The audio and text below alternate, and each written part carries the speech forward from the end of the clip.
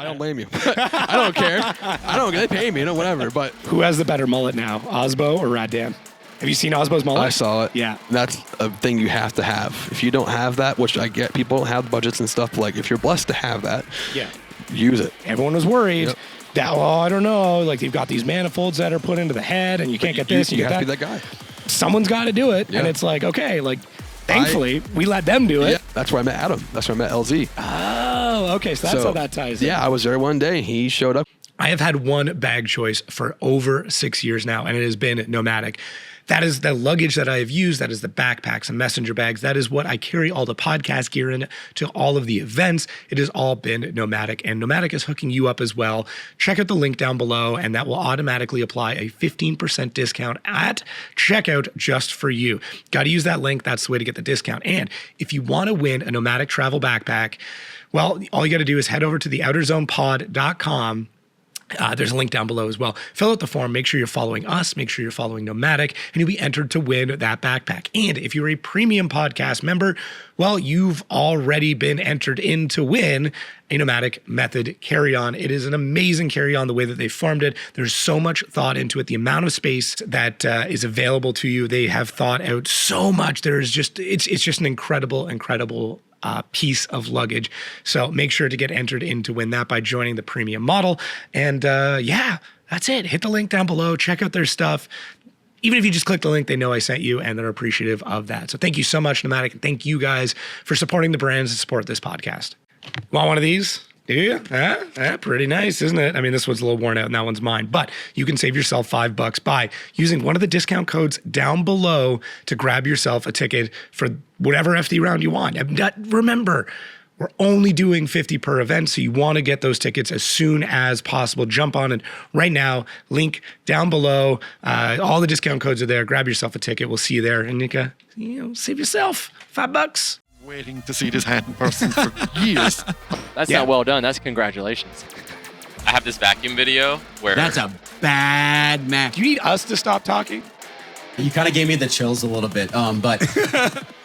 I mean, what are they going to do? Come get me a ticket? It's on YouTube. You do dive into some stuff, don't you? He's the hero we needed. We're doing this inside the Texas Roadhouse. Hope you are not in ProSpec next year. What's going on, everybody? Welcome back to the Outerzone, the official podcast of Formula DRIFT. My name is Jacob Gettins, and this week we have the Shulmanator. We're here. Matt Shulman. Yes. I found a couple of nicknames over the years for man. you. You're right into it. Yeah, the one in particular was, where is it in here? Was it Single Tip Shulman? That was the first one that Adam... I tried looking up the origin of this, and like I was like 15 videos of transcript searching, and I couldn't figure it out. We figured it was an exhaust tip thing? Correct. Okay, good. All right. It is that, but the quick story is my first car was a 2012 WRX. Yeah. And they come with a quad tip exhaust stock. Got it. Couldn't afford the quad tip. The single tip was cheaper. Yeah. And it sounded way better. Yeah. It didn't look that great, but I got that. And then Adam saw it one day. He's like, why do you have a single tip for? I'm just going to start calling you Single Tip Shulman. And then from then on, it went forever. And then... a year later, the next nickname came, and the next one came, and the next one came. Now we have probably 20. Really? Dang, man. I'm like kind of mad that I only got a couple of them. So yeah, that's pretty good. You know what though? I feel like that's like a term of endearment amongst friends. Like if someone's like kind of picking on you, but not personally, but you have a nickname, like you're pretty locked in with that friend group. Yeah. So here in Juku, like they've been. Literally every day, AK, I'll walk in, Andrew, he'll be like, I have a new name every day for me. So I want to get my camera and like have it ready, but every day I forget to film it. That's funny. But they have new hilarious names every day for me. It's great. That's once again, term of endearment, man. I mean, they let us take over I don't know which area this is, the wrapping area? This is like a presentation room, sim, car parking, just looking good for branding. And then, it's just like the newest area of the shop, I guess, with the mezzanine right here. So it's a cool like hangout spot. They hang out after work and play the sim, or they just do miscellaneous things. So right now it is a wrap shop basically, but yeah. Like I said, I'm stoked that you guys are far enough ahead that you're wrapping right now because I'm not there. Yeah, I know. You got a little bit of work. You're not that far off though. No, very close. Yeah. What do you like estimated hours wise? What do you think? Left? Yeah. Oh. Because like where are you at right now? What's done? What's missing? So The to give people car an idea. wasn't far away from being FD legal. Right. I said in another podcast I did like the ProAm I did here at USDC. They simplified the rules to where it's not as strict within reason, still be safe, so other people can come drive without a pro car. So I didn't have a drive shaft lube, I didn't have a suppression system, which is crazy. That's not a rule, but I didn't, and I was being cheap over the years and didn't buy one. But I had extinguisher, all that, some rules like that we didn't have. I made a list, and we basically did the simplest test so far, and we did drive shaft loop, suppression system, all that stuff. Got the link ECU ready for the change to that. We have to run that, and get the harness repin for that. And firewall wasn't that great. We kind of made that proper, and just like made everything that was ghetto by my doing over the years nice and professional, so it looks good and we're safe and it's good. And then I wasn't planning on doing as much as I'm doing now, and then it's while you're in there. While I'm in there, I wanted it to look like really nice and brand new. So I pressure washed one side of the car, degreased it, scraped all the gunk off, did all the good stuff. Subframe mods that are within FTE rules done. Then it goes to powder coat, and now everything's powder coat, and now this and that. Like I want everything looking perfect and nice for the guys that work on the car, because I've worked on really dirty cars and teams and stuff, and it's not fun, and they get dirty at the events, but the build up over the years, I want it to be nice for them as we go in, and then ready to go. So it's been going really good. We're way ahead of schedule. Livery is done, as in on the computer. Okay. But once this is all together, we'll tune this engine, and then we'll get into it. But and then we'll do the new engine, and then livery, and then it's basically done. So I wanted to be done as soon as possible. So it's not. I wanted to be done like a month and a half. Hopefully even 2 months before. Okay. To where I have some time to kind of just like debrief. Yeah. Take care of the other things like program wise. It's basically done, but like trail, logistics, bookings, more funding, all these things that come in that you kind of forget about when you're in the moment. So, yeah. I mean, I'm glad to hear that. I mean, without like time stamping this too bad. I mean, well, I'm going to like second week of February. Yeah. That is a very reasonable amount of time. That's even, I would argue, a reasonable amount of time for pro. Yeah. So that was my goal. Okay. I wanted to just have it ready. Okay. To where I can just, I don't like being last minute. Last year we had some setbacks and it was really stressful. I don't like doing that. And this year I was like, no, like this is the list. This has to be done. I'm going to make it happen, and it's going to happen. And it's going great. So, yeah. Good. But thanks to Njuku, too. Like, they gave me Eric's help, and I'm not a fabricator, if you guys didn't know. No? Like, I saw you TIG some stuff up. Well, not TIG. Okay. I tried MIGging my rear stuff, and no one sees it, so it's fine. But, like, the metal's connected. Yeah.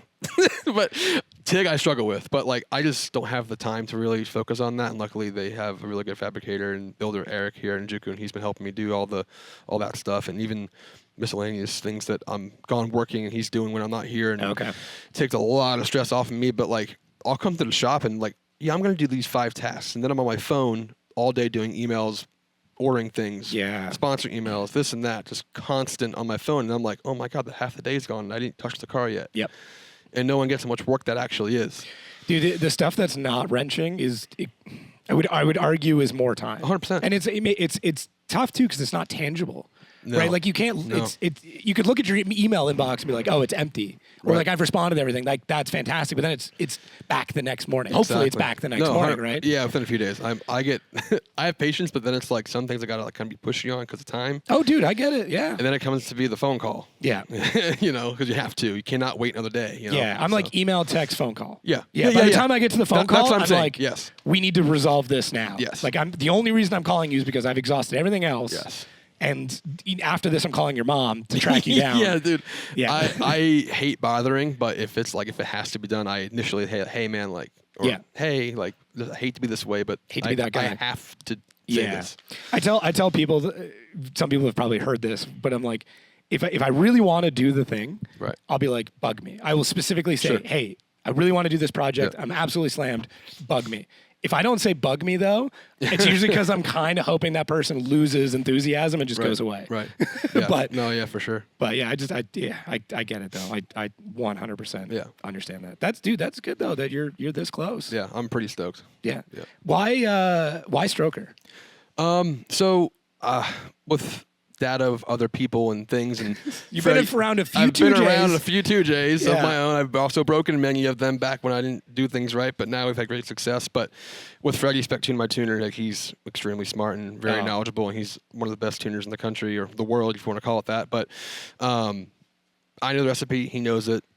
Jay from Morris Garage, my engine builder, one of the best engine builders in probably the world. Like between all those mixes, it's just literally success. Yeah, the and I had good. horrible engine success when I was coming up and learning, and then I didn't have a budget back then. I was making it work, and it wasn't the engine problems. It was supporting mods like the engine harness, bad engine harness, bad injectors, bad this, bad that just killed the motors. And then I took a year off a few years ago, and just was like, okay, I'm going to change everything, and it was great.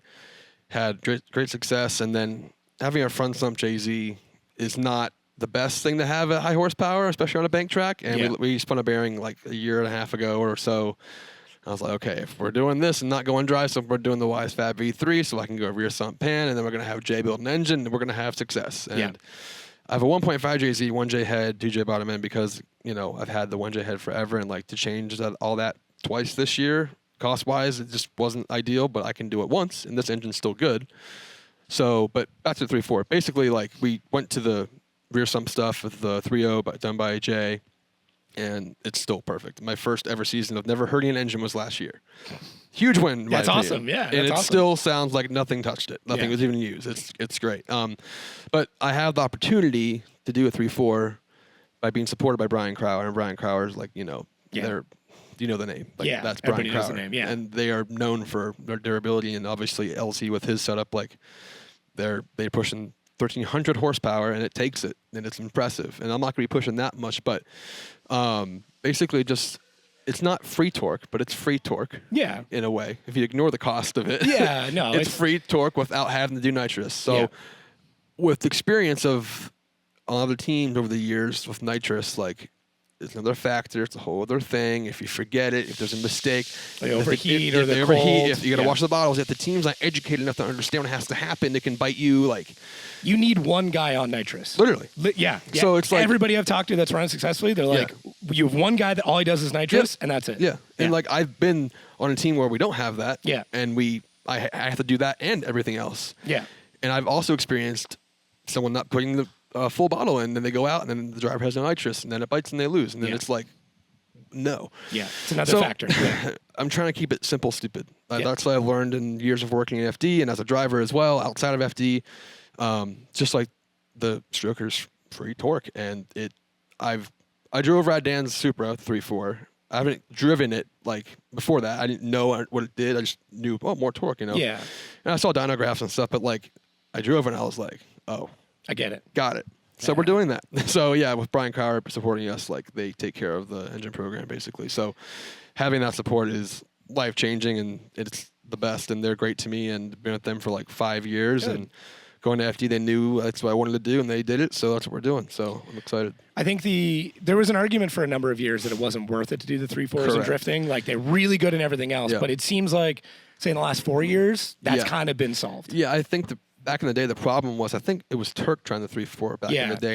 I think Turk blew a few 3.4s up. And I think it was the technology at the time, even though it's crazy, it's only like 5-6 years ago. Dude, 1 year. 1 year. Yeah, it's crazy. But I think the machine shop with that or something with the main caps and all those things and product development and people not knowing exactly what to do or whatever it was, something like that. And then he would blow an engine, and they heard they wouldn't put clean things like bearings or like the oil cooler and stuff like that where oil was touching, and they put a new engine in with the hurt bearing material and that stuff, and then it hurt that. I think, and that's what people were scared. But once people found the recipe, as in, I think Freddie and them and Rad Dan and all of them really, especially Rad Dan, he's been having strokers for years, and he has never blown an engine. He's sworn by them, and until last year, but it wasn't a stroker problem. It was a water pump failure that we had totally on different the thing. grid. Horrible. But like, there is success, and when you find the recipe, like you just follow it and keep going, and you'll have the success. So I think the fear of the 3.4 is gone now. So that's why I'm willing to do it as well. So I think guys like Ryan have to kind of blow up some stuff, right? Like like if you look at everything that Papadakis has been through, right? Like all the engines they went through for a while where they were just lifting heads, they were stretching head studs and like just crazy. You have to do that in order to figure out what's the thing that's going to work. And now even like the B58, everyone was worried that, I don't know, like they've got these manifolds that are put into the head and you can't get this. You have to be that guy. someone's got to do it. Yeah. And it's like, okay, like, thankfully, we let them do it. Yeah. I We're mean, like, even with my small stuff at the time. Yeah. Hurting the engines now, like all the things I've learned, all the negatives, I'm so thankful for that happened before because I learned so many different things from those negatives. To where now I know not to do that, or you just learn. Like the more you mess up, hopefully not in the perfect moment. Yeah. That it'll help you in the end. That definitely has for me for sure. So I think that's something that a lot of drivers miss by trying to mainline it right to pro. Yeah, right? yeah. It's Oh, like, yeah. you need to screw up when the risk is a lot lower and the Yes. cost is a lot lower. 100%. Even if you're fully funded. Yes. Because you always run that risk that even if you are fully funded, that you could lose that funding because you screwed up in ProSpec on things that you should have learned in ProAm. Yes. Yeah. That's the thing. The past few years, there's been a lot of like running even to ProSpec. Yeah. Like fast, and some guys can do it and some can't. But I don't know, 80% of the time or less or more, whatever, like they don't do well and they're gone in 2 years. Yeah. I'm glad that it's taken me this long to get to this point because I enjoyed working on teams, traveling the country, doing my thing, and not driving because like it taught me patience, one, and also taught me an abundance of things of what to do and what not to do. And of course, again, I'm human. I'm going to make a mistake. I'm not. Yeah. Saying This I'm isn't not saying gonna, it's going to be a perfect season. But like I've seen. Yeah. To where I can skip those problems and have a better success rate, hopefully. So that's the way I'm looking at it, and I'm grateful for the opportunities I've had. Well, it's the opposite of what we see far too often. We see a lot of drivers come up who have never have maybe been to an FD event, and next thing they know, they're going in ProSpec. You've got the opposite story. Yes. You've worked for 3 pro teams? 3 pro teams and I think 2 ProSpec. Yeah. I got. So you've done the opposite where Yes. you're like, I can pick up from this guy and this guy and this guy. Exactly. It's funny, even doing the research, I forgot you were with Simon on his first year. Yes, and I was. like, yeah. I was like, oh, right. Yeah. Like, totally forgot about that. Oh, yeah. And like, even looking back then, like, I did not know what I knew now. I was basically a tire changer back in the day. But even then, like, growing from that grew to where I am now. And like, don't be afraid to be a tire changer because you will learn so much. And that's how I started. When I started in 2019 on Adam's first year, I had no business being on an FD grid. Absolutely not. And, even just the maturity level of myself back in the day, I think back now I'm like embarrassed to think, oh my God, I was that person like on that team. Oh no. But now it's like, damn, I'm pretty stoked that where I am now. It's like surreal, a very surreal feeling for sure. But yeah, working on the teams, it's you get to travel the country for free. Yeah. And, sometimes you're paid. And I didn't start getting paid on a team until not this in 2024 or 25, one of the two. And people don't understand, like, I don't care. I'd still do it for free. I like doing it. Yeah. But you got to prove your value and you got to find a team that can actually fund that. But a lot of teams don't have that. And the people understand that, but some do not understand. But like in my head, I viewed it, okay, the pay for me doing this, quote unquote pay, is the experience. Yeah, and the knowledge. And it's paved my way with the knowledge of now. So, but I mean, even if you, let's say, even if you just received the cash value of that effort, right, that would not offset what you've learned. No way. And the money savings, just the nitrous conversation. Correct. Right? Just that alone, because like in a lot of people's minds, like, okay, I'm gonna do this, I'm gonna throw nitrous at it. You already know, like, hey, with the stroker, I don't really need nitrous for what we're doing. Nope. We could, if I need that, if it's depending on the track layout, like it's easier to swap a turbo and go to something a little quicker off the draw than it is for us to run 100%. nitrous every single round. Yep. And cost too. Yeah. There's cost. Dude. I mean, well, the nitrous cost, the person cost, team, like all the above, the stress. Yeah. Like it's just not it. Filling like, mother tanks. And you we gotta go 2 hours out of the way to fill the mother tank before we get here. And for a 255, you don't need it. No. There's teams that think they need it, but just drive harder. I am a very aggressive left foot driver, as in clutch. Like, I will floor it and just let it go. I don't care. Like in the moment, I don't think. I just do, as in like, in a good way, not like a bad way. But like, I've seen teams that have they're blowing the tires off, and it's like you're getting gap because you don't have. Not everything's mixing the way it needs to mix. Like you got to have the grip, the wheel speed, the power delivery, all the above to have the car you want to drive there. If you don't have that, it can bite you more than give you an advantage. Yeah. Well, if you're adding in too many ingredients that you have to manage at all times, right? It has to taste good. yeah, no, it's good. I mean, there's something about the simplicity of it, as you talked about earlier on. Like even when you look at some of the most successful cars in drifting history, the common denominators, most of them are very simple. Yeah, oh yeah. Like very, very simple. Like Yep. it's great to have a bunch of sensors and stuff like that, but a lot of them limit moving parts. Yep. The moving parts they do have, they spend a lot of money on them. Oh yeah. And, you know, they monitor everything. They do a lot of maintenance, but it's not like there's some secret thing that's underneath the hood that fixes that issue. Right. Like, when we were chatting with Odie, he was talking about doing the computer control blow off valve for like Oh yeah, all that to stuff. bleed it off and so Yeah, to make sure. Well, and even to load the Yep, engine. yep. And he's like, yeah, we're blowing engines. Yeah. And it's like that wasn't what we gained there. We lost in financial and you know, fear of blowing an engine to run, because that's a part of it too. You're not going to drive as man. hard if you're worried that engine's going to go. Yes. You're a totally different driver when you Yes. think that engine could And- pop. And if you have a spare, you'll drive it harder like me. It's my first year ever having a spare engine this year, so Oh, like dude. I'm not worried about hurting it, but like Yeah. knowing I have that, because before I didn't, it's just like that relief of like, oh, I got another one, whatever. You know? Yeah, I don't yeah. want it to break, but knowing I have it is a big relief. I think just the less you're having to think on the line, the better you're going to Oh, drive. 100%. Yeah. Even this past season, just like having more support, like I don't care what happens. Yeah. Like whatever happens, we will handle it, you know. And that's a thing you have to have. If you don't have that, which I get, people don't have budgets and stuff, but like if you're blessed to have that, Yeah. use it. It's simple as that. Yeah, we all would. Yeah. Right? If you've got the money. Yeah. Like, Yes. nobody's sitting here and be like, no, I'll figure out nothing. No. If those zeros in your account, you're You using. gotta be all in. Yeah. You gotta be all in. Yeah. So going back through kind of your history getting into the sport, you took a really similar route and also a very different route than a lot of people. BMX. Yes.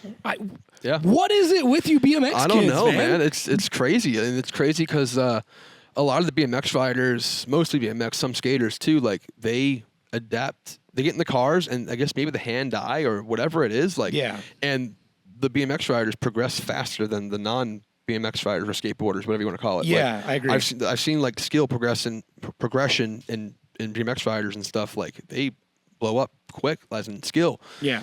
In comparison to others that don't do that. So, but yeah, I mean, that if I didn't ride BMX, I would not be sitting here right now. Yeah, it's crazy to think that like all that time at Barrichello transfers into Barrichello. all the time at Barrichello. Okay. But people, Barrichello, yeah, All right, yeah. all right. That was my home skate park, and that's where I met Adam. That's where I met LZ. Oh, okay. So that's So, how that ties in. Yeah, I was there one day. And he showed up because his 'Cause family down he the was street. he was big in the BMX industry Yes. well before he was big in the car I industry. forgot. I gotta tell that. Yeah, but Yeah. yeah, like, that's my home skate park, and one day he was there, and that was when he was on the come up of him filming his webisodes and stuff like that. Gotcha. And he said, "Hey, can you film this clip for me?" I'm like, "Yeah, no problem." And then obviously I knew who he was, so I was like, Yeah, kind of freaking out.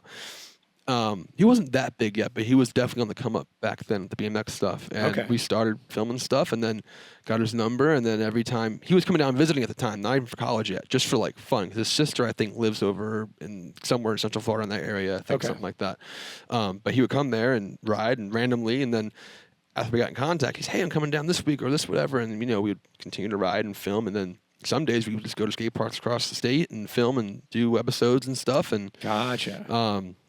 that's how I met him. And then once he moved down here for college, he was local, and we rode BMX all the time. And I was already into cars, but not like drift stuff. Like I had my dad actually had his BMW Yeah. daily, car, whatever. And then I was always around it, just didn't have it. So I was even coming to Njuku back in the day when I was a kid, like seeing this stuff and kind of. Damn, I didn't know that. That's crazy. Yeah, like I was. Damn, you're an OG. Yeah, like Yeah. it's my hometown, Claremont. This is where I'm from. So, Yeah. again, like he knew what it was. I knew what it was. But again, when he got into it, of course, like he took off his S13, and I would literally go to every single fast forwarding.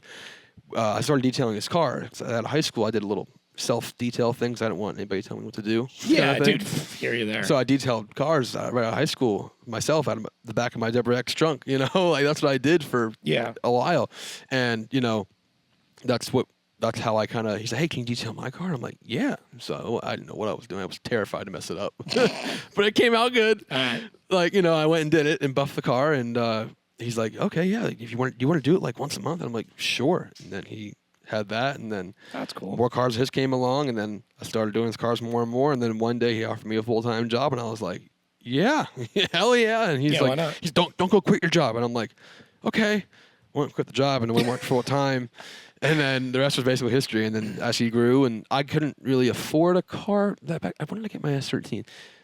Oh, I think after the fact, I worked for him one time, then I left, and then I came back a while. But I bought my first running drift car, SR20 S13 hatch.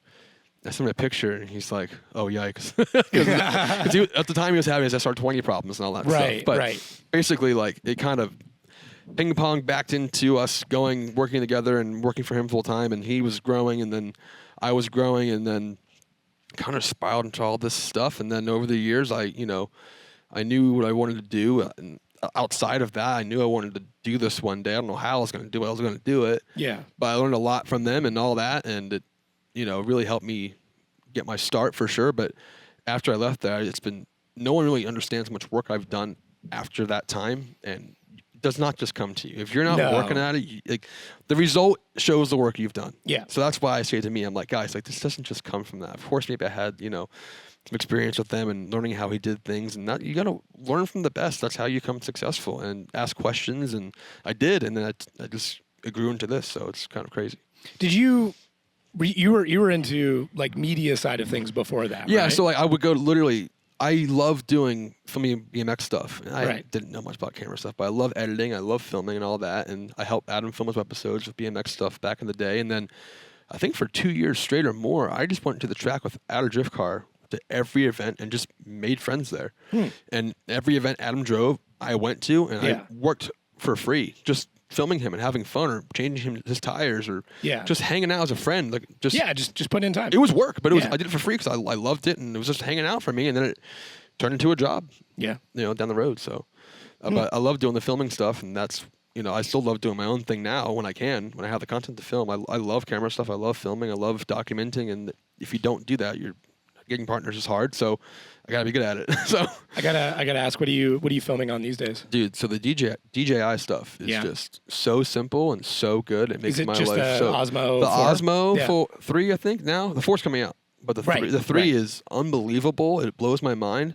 And then I just got the Nano, which is awesome for like it's a magnetic thing you can put on your chest cam or help. The Insta360 one of it, but basically the same version of that, but DJI's version. And then the Action 5 and 6, like their cameras are so incredible, and that's all I use. And I've been filming a lot of first person in my YouTube videos now, because before I would struggle to film and get good angles, but now having that, I hit record and I just do my thing and I clip it when I edit and highlight the most important parts, and makes content amazing. And then with the Osmo, like filming with that stuff, like I can film for a reel and YouTube in one. Yeah. By cropping it and looking good on either way, instead of having to film it twice or 3 times or whatever you want to call it. But all my in-car footage, all my YouTube stuff is all DJI. And I used to have GoPro stuff, and it wasn't it for me. Maybe the new stuff is, but man, it was so good. Like it's so good now. Like the in-car, I can really see, because before it was like not great. And the audio is awesome on the action stuff. But the microphone stuff too, the mic 2s and the mic minis, like they all Bluetooth sync, and I can do 2, and I can put one in the engine bag, put one on me. Interesting. I can put it anywhere, or if I don't want to have it on me, if I'm filming inside my car talking, or even like next to me, I can put it there or whatever, and it's magnetic, or clip it somewhere, and it's just so convenient. And like most people that do content, like it's not convenient with the big cameras and stuff like that. Having the simplicity of DJI has made my content creation like awesome. And actually, I enjoy it. I love it. I enjoy it way more. So when you don't have to work at all the setup and everything, it becomes really, really enjoyable. Yeah, I get here, I open the camera, I Bluetooth mic it, put it on, film, done. Yeah, it's great. Come a long way from the old Rebel and Hero 3. There it is. Yeah, dude. My Rebel T3i, man. That thing had a lot of filming on it. Dude, they were sick. Did you ever do the mod to it? What was that called? Black. Oh, there was like a weird. Yeah, I know. You know what I'm talking about? Yeah, I did. You could get like raw of it and like high frame rates and stuff. Yeah, and I couldn't afford a actual fisheye a long time ago, so I got the screw-on adapter to the 18 to 55 stock. Yeah. Oh, there's a name for those. I can't remember. I forget what it was, but those. Hey, it did the job, but the quality was bad. Then I finally got the Magic Lantern. That was the software. That was it. Yes. Yeah. And then I finally got the Rokinon. I don't know the brand. Fisheye. Rokinon. Rokinon. 7.5. Yep. Everybody loved in BMX times, and I used that thing everywhere. And you probably didn't know I would forget to take off my helmet at the skate park, because I'd be riding. And I was like, hey, come film this clip. And there's like many photos of me with my stupid helmet on while filming. So they would always make fun of myself for because just in the top of the fisheye would show up. Yeah, it's great. Oh man, that's pretty funny. Yeah, that's That's one of those like you look back and you're like, Yeah, didn't even think of it at the time. Dang it. Yeah. Yeah, I'll have to check out the Hunter Rose versus Freddie Smith video, see if the helmet makes He's sense. really good at it. Hunter's one of my best friends. I actually work through him now full time. Oh, really? Out of here. Yeah. So. Oh, I didn't know that. Yeah, Small so, world. Yeah. So we do fiber optic splicing. That's my full time job. Dude, I didn't know that. Yeah.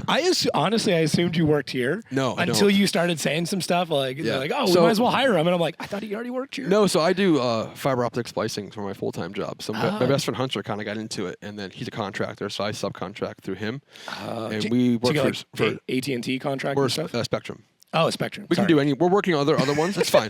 We're working. I on, just switched. No, I don't blame you. I don't care. I don't. They pay me, whatever. But we do all the splicing through like Marion, Lake, and Sumter County over here in Central Florida. So it's great because it gives me the freedom. I'm my own boss, really. Okay. And the money's really good. Yeah. And that's what I want to touch on too. Like I really have finally achieved the way to have my racing be completely separate from my personal life of work and money and stuff, because I've seen people go down the rabbit hole of it's tough. It's tough. You know what I'm talking about. Yeah, and I've learned that too from being around the scene and drivers and stuff like that. And I really don't.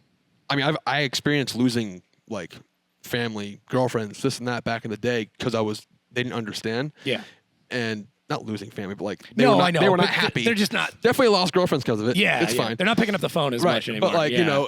if the right woman will understand. I have that now, and she's great. But Can't confirm. Also have that. right, Yeah. like Took a while. this life is a lot, and to have that separation now is a really amazing success. To work with big partners like Njuku and BC and Kanzai, everybody like that helps out support the program, like having that support. Yeah. Because I was not going to do this if I had to come all out of pocket or even put any amount of my personal funds into it, because I'm happy to talk about it because like I think it would help people, but like it doesn't. I be careful when I say this stuff because like people expect it. Oh, he can do it. I can do it. No, yes, kind of, but like you have to work your way up to that. Anybody can do this, but you have to prove yourself first. Don't expect it because somebody else did it. But it is possible. It just takes a certain amount of work, and you gotta check all the boxes. You gotta have all the boxes checked to have a successful time in the sport, because it can ruin you quick. Yeah, it's got to be in your top three things, top three priorities. Yeah. And unfortunately, it usually is at the top of those, Yes. and then family, Yes. social life come below that. Because like it's if a whole your thing. social life is above your drifting, or your social life isn't your drifting, Yeah. friends come over, they want to do stuff, you're not working on the car, Yeah. you're not on the sim, you're not going to the track. Yes. If your family's not supportive, Yeah. then you're fighting with them, you're not at the track, you're not doing that stuff. But like if you can make all that work, Yeah. and it is the top priority or the second priority, like I would put maybe your kids, hopefully, above that. One day, soon. Yeah. I mean, not for you, but Yeah. like that should probably be above drifting. Yeah, you know? 100%. Of course. But yeah. But yeah, 100%. But that's where like people with no kids, good job. You Correct. work for yourself so you can Correct. manage your own time better. Exactly. Time, and those time. Those are kind of the recipe. Like you look at a lot of these drivers, that's just how it is. Yeah. They don't have kids, or they're having kids later on now that their career's like established. Turk and all them, and Yeah, which is super cool no, to it's- see. I have looked up to Turk since day one. Yeah. Like my first ever season of going to FD, I think it was 13 or 14, Orlando. I think that was the gum out year, the black gum out. The black gum out? Yeah, Yeah, I yeah. think. Maybe I don't know, something like that. Someone fact check that. But but like with that, I think him and Kaufman I looked up to a lot. Yeah. Because I couldn't afford an FRS at the time, but I loved the JZ. Yeah. So I kind of meshed those together between those two. And I remember my first time seeing that. Like Turk was like, that was like it. And that was when the FRS was kind of peaking, Oh, I got you. back in the day. So Yeah. I forgot where we're going with that. But That's yeah, all good. but kids. Like looking up to him and seeing him grow over the years. Now it's, 10 or 12 years later, whatever it is from that time. And now he's having children, and he's still happy, and he's still doing it, and he still has success. And that motivates me to do that too, because, family's a thing, and life's important, and I want to have kids too, and my girlfriend wants to have kids, and Yeah. you have to really stop and think and build your life outside the sport too if you want to keep it successful. You gotta almost like forget Gotta have about the infrastructure. Yeah, you gotta have that. It's so important. And my goal was to be able to do this, no matter how many kids I have. Yeah. No matter how much I'm working, I really want to build it to be able to have the relief and not have the stress of like, oh my God, if I have a kid, I got to sell everything or stop or this and that. If I have the support to keep doing it and with my life, like I'll probably do it forever. There you go. I know you're not supposed to wear the band's t-shirt to the actual show, but you can wear FD merch when you go to FD, and you can get it all ahead of time and save yourself 20% by using Podcast 26 at checkout. Yes, get your merch ahead of time, skip the crazy lines, and just show up already repping awesome FD merch by using Podcast 26 at checkout when you shop for merch at shopfd.com. If you love this show and you want to find new ways to help support it, you can join the premium membership for the podcast. Head over to outerzonepod.com and sign up for it. It's $5 a month or $50 for the year, and you get exclusive access to episodes. You get things early. You get extended cuts of it. You get bonus content. You get entered into draws and contests and a bunch of amazing stuff. All you got to do, head over to outerzonepod.com. Check it out. If you want to ask people if it's worth it, you can head over to the Discord as well and talk to a bunch of people there. The Discord is an amazing community where we get to chat one-on-one. The people get to provide their feedback. They get to help us research the show. It's an amazing time. The Discord's completely free. And if you join the Outerzone Premium, well, then you get an exclusive role there. You get exclusive channels and get to help out even more, or just get all the amazing bonuses that we talked about. Episodes a week early, discounts, ad-free listening, all that fun stuff. So if you want to support the show, you can do it. We would greatly appreciate it. If you don't want to, that's totally fine too. You get the same listening experience you've always gotten. So give it a think, let me know, and hopefully we see you over there. So we covered all your prep. We've covered a lot of the background and everything else. Yep. We now know your infrastructure, which is great, of like how you're doing it, splicing wire, which like I feel like I could talk an entire hour about fiber optics. You would love it. Because it's fascinating. Oh, it's insane. I've watched a lot of videos and like, funny enough, when I lived back in Canada, on a tangent here, you'll get a kick out of this. They're running, Bell Internet owns the fiber lines up there, biggest telecommunications company in Canada. And they were running it, and the junction box was at the corner of the street. Okay. And I was about, let's say 300 feet in from it. Mm-hmm. And I'm talking to the guys, I'm seeing them putting in, they're putting the bundles in and all this stuff. I know you did. And I'm like, hey, you running it this way? And the guy's like, no, we don't have a work order for that yet. And I'm like, oh, what, like, what's it going to take? And he's like, we need to get like half the population to go over on it. It is that way. Yeah. And I'm like, oh, okay. He's like, if not, like, it costs so much to get the trench dug. I'm like, when are you back? Yeah. He's like, a couple of days. I said, if there happens to be a trench from my house to this box, how deep would it need to be? And like, is there any restrictions? He's like, you're going to be one of those guys. I'm like, I don't know. Am I going to be one of those guys? And he's like, $500 says you're not one of those guys. It's like, done deal. Tell me how big the trench is. Oh, dude, it's not hard to put the cable in. No, it's what he said. He's like, we pull the line into the truck. There's a little box. We put it in, line it up under a microphone. Put it in the enclosure. You'd splice the one fiber down to your tap. It'd be a tap, and then that's your light for your signal, and then you run a drop to your house. Yeah. And I was the only person on my street for about a year. That was probably real fast right there too, dude. It was 200 feet from the box, man. Yeah. And then I found I didn't realize that like gig by a gig is just the start of fiber. Right. That you 5x5, like you can get some crazy speeds. And people don't even understand, like they don't even know it exists. Yeah. They have no idea that it's literally surrounding them everywhere they go. And it has been for a while. Long time. Yeah. Yeah, and it's getting crazier, and we build it every day. Not every day, almost every day. I don't know if this is true.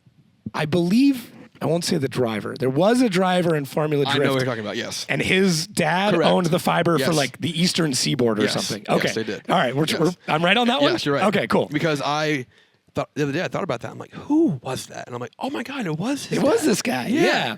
And I was like, wow, now that I'm doing that, this is weird. I understand why his funding was so good. Exactly. And why that trailer was so sick. And that car was real sick. Yeah. No, 100%. Yeah. Yeah. Okay. Oh, yeah. I try not to blow up people's spots. No, 100%. No, I will say, my favorite game in FD is like, you go around, you look at different rigs, and go, how can you afford to be here? Right. Right. Yep. And like, there's some good stories. Oh man, there's a lot of good stories. Yeah. Some of them I can't talk about. 100%. But like, there's a lot of guys who are just really good entrepreneurs that have good businesses running, and they're like, I got a surplus of $200,000 a year. I put it into drifting. Yeah. Write-offs too. Yeah. Oh, yeah. I'm not going to give you financial advice, but open an LLC Already done. for your drifting program. Already done. Yeah. Like, just call an accountant. You have to do it. And like, go to PRI, go to SEMA. There are accountants that just work in racing. Oh, I know. And that's all they do. I met one. Yeah. And they will tell you exactly how to run your program. Actually, I accidentally ran into someone from Feld Entertainment. Oh, And I love monster trucks. I love Yeah, Monster yeah. Jam. I've been trying to drive for them for years, but I can't do both. Been to a few of them. I go to every single one. Yeah. Going next week in 2 weeks to Tampa. Anyway, yeah, but and I actually ran into him and just started talking to him, and I asked what he did, and then he told me. I'm like, oh, well, perfect. But he's not a person to talk about driving for them. But Yeah. I know yeah. what you're But saying. I saw the shirt, and I'm like, every time I saw a shirt over the past few years ago in SEMA and PRI, I would not say something. And I told myself, next time I see a Monster Jam shirt or a Feld Entertainment shirt, I'm stopping the person. And I did. Okay. Didn't work out that great this time, but it was still cool. But anyway, yeah. I did audition for Monster Jam. Did you really? I didn't get the gig. Did you really? Yeah, last year. How you do that? Yeah. I did. It was a posting. There's like I know, job I've boards. seen it. Yeah. They had like No. a video audition to be like an announcer. An yeah. announcer. Not to drive. I no. saw them wanting announcers. Yeah. I didn't get You'd it. be slammed. I think it'd be sick. But would. you're gone every weekend. You're gone. for almost an entire year. Oh yeah. Yeah. They have like a month or two break after the season. Yeah. But they have a season and they have points and they have this and that. And they have normal shows and then they have a break and they go right back to it a month later. Yeah. And Yeah. like the International, money too. the money was good, but it wasn't that Nope. good. No. Yeah. And I'm not going to say it, but like they are very structural. Yes. Yeah. I couldn't get away with some I stuff. wouldn't be able to drift if I drove for them. But Yeah, no, it's- maybe I get after it. drifting, That's they a should be retirement still doing gig? it 100%. Okay. 100%. I could I could It's see you been running a monster my truck. big dream to do that. Huh. Even Have you like though- chatted with Colette about it and been like, Yeah. Okay. So, quick story. Back when she was more in Orlando, it was right when COVID was about to hit, and she was in it, and I'm like, hey, like, could you like maybe help me like get in? She's like, well, I can text Tom Mintz. I'm like, you can do what now?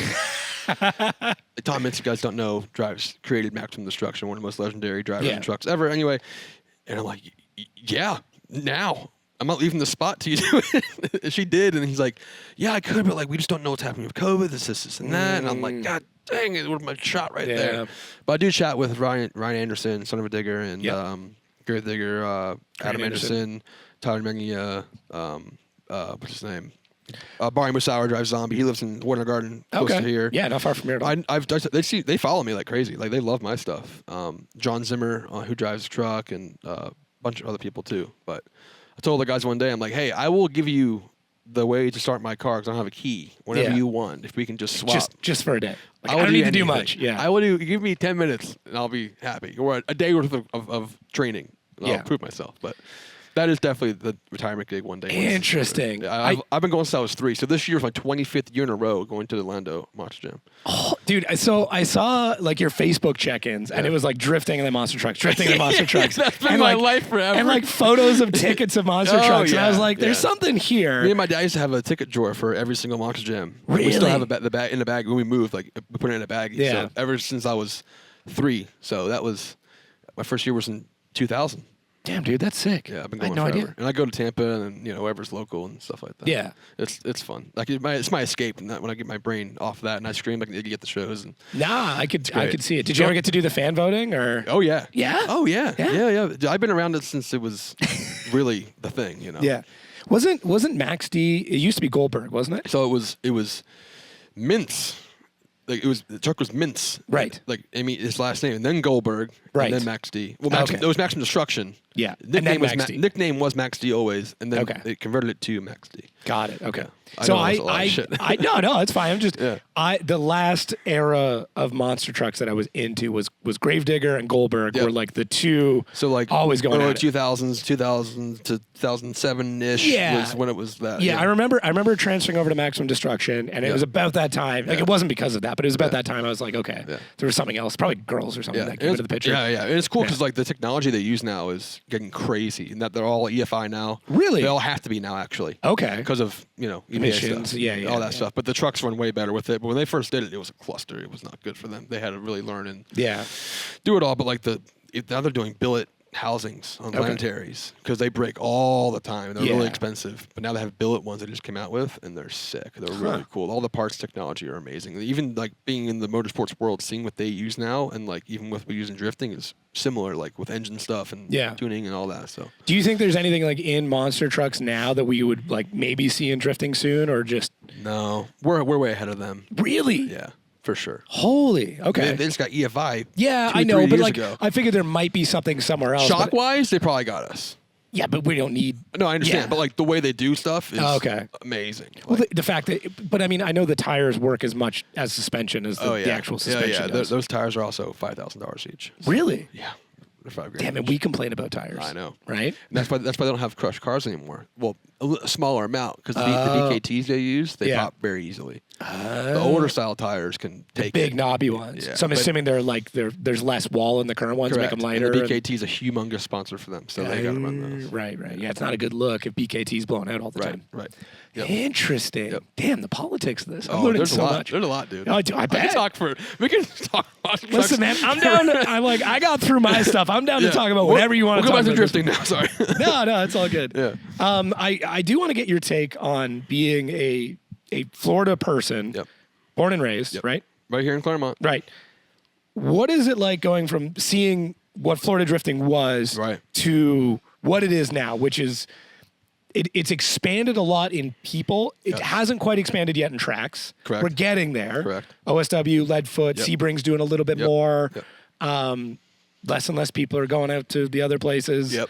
But like from your perspective of kind of growing up in that scene, how is this influx of people and driver? I mean, I'm one of them. Yeah. Coming down to this area been like? It's changed a lot in many different ways since I first started. Like I was going to events, 2014, just as a fan, Right. just wanted to hang out and get ride-alongs. And again, back to technology, like no one had the technology or you could afford or the time to make the cars cool and advance the sport like we do now and how easy it is now. And so it was almost cooler in a way back in the day because like they made it happen and made it work. Right. And the skill was ahead of the car. Okay. Got it. There's the big one. The Yeah. skill was ahead of the car. Now, it's more popular and it's more known, and people who have money can just buy it and they can go get a car and go, which is great. It's fine. You can literally order an entire drift car off that website. Literally. Yeah. Right there on Yeah. juniorracing.com. But yeah, like literally, like it is crazy because like I grew up with that and saw it, and a lot of people have adapted, and a lot of people have also disappeared. Like Yeah. a lot of people they're gone. Or they're still around to hang out at like a party or a birthday or a dinner, or they come around out of nowhere, or they completely get out of it, and then 2 years later, life's together, they go back and they go again.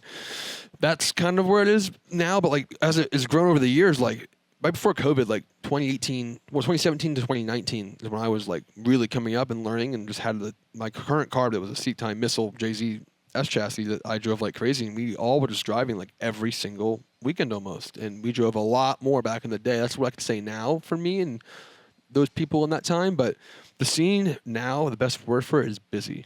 Just Like, busy. It's busy. There's I don't know every other weekend there's something There's going something. on. And there's not a lot of places to go. No, and you can do a private day anytime you want, really. Yeah. And it's crazy. And yes, it's a skid pad here, but like I started there and I'm going to FD this year. So it's just, if you have the mindset and the willing to do it, you can do it. And it's just really cool. So, but yeah, the scene is, again, it's just busy. I don't know 80% of the people at the track. Oh, okay. I really Yeah. don't. And I want to. Yeah. I miss going there and being like, I know you know, but it's still good to see that it's very popular. And like almost every event at OSW is 100 plus cars. Yeah. Yeah. Easy. It's And some busy. events are, not as crowded, but sometimes they're pack-a-roonied, man. It's crazy how packed they get sometimes. I did a Friday or Saturday night one, and I was chatting with Pat ahead of time, and Yeah. I'm like, like how busy you think it'd be? He's like, you're good. Just like, show up at this time, that kind of thing. And I showed up when he said, and there was like a lineup Yep. coming out. Yeah. And I texted him. I was like, I didn't think it would be that busy. He's like, bro, we didn't think it'd be this busy either. I was at that event. I think Yeah. it was the, Frankenslide? Maybe? Yeah, it was Frankenstein. Yeah, Yeah. yeah. That And was it's like nuts. nobody thought it was going to be like that. No, and it's busy. Yeah. It's just busy, and it's great, but people, it's fine. They're starting. Like, they don't know how to build a car, so they buy a cheap car or whatever, or they struggle because the car setup's not good. And then that's the thing, too. Like, the education lacks, but again, going back to the the skill was ahead of the car back in the day, like that helped you progress in a way. Yeah. Then it kind of matches at some point, but now it's vice versa kind of thing. But either way, like the scene's good. It's just busy. Yeah. We do desperately need at least one more good track. 100%. Yeah. There's not enough space, even at OSW, to even pack all those cars in there. No, and no. Leadfoot's great. The new track Leadfoot is awesome. They just need more parking space and a That's better what I heard. structure for parking. Yeah. I helped them out get started in the first few events, and it's fine, but like I just got really busy. I had to just stop it because I wanted to help them get started and give them a base, and they did. And they agreed on things that I didn't agree with, and vice versa. But it wasn't like a bad argument. It was just like they can't do this because of insurance and this and that and this and this. But I'm like, hey, like if you pave this one pit road, and then pave a parking lot, you have a gold mine here. Yeah. It's the skid pad, but it's humongous. Yeah. And the grip is incredible. That's the what I tire heard. wear is insane. Yeah. And it's a new place. And it's nice. It's just different. And people are great. Yeah. If they just check those boxes, it could be really good. But it's a little tight there now. But Yeah. like as in space wise for pits and stuff. But if when they do it right, it works. I had a friend do a private day there. Private days are great there. It was a little more expensive than what it was at OSW. Correct. Not massively. Yeah. Actually, it's my neighbor Luke. He's like 4 doors down. Right. I moved to a neighborhood with 3 drifters, Nice. and it's phenomenal. Yeah. Unfortunately, I was sick as a dog. I couldn't go, but he's like it's 2.5 hours, 3 hours hauling. You're like, on that side. Yeah. Yeah, I'm in Cocoa, and Yeah. it's like he's like it's a hike, but Yeah. it's pretty good. He's like you're paying more for a hotel room because you don't want to have to get up at 5 in the morning it's to trek it. But for laps, like a seat time car. he said one set of tires on a Z for a Taylor day. Ray on his Yeah. vet didn't change tires. He did like 10 plus laps. That's crazy. On my car, I had Villano, Piquia, 08Cs. They last forever, but like even on certain tracks, I got to change them every 2 laps. Yeah. 8 laps. Yeah, it's nuts. Insanity. Yeah. And the grip for testing is awesome. Very good. So you can still put it down and actually get a good pull out of it. Yeah.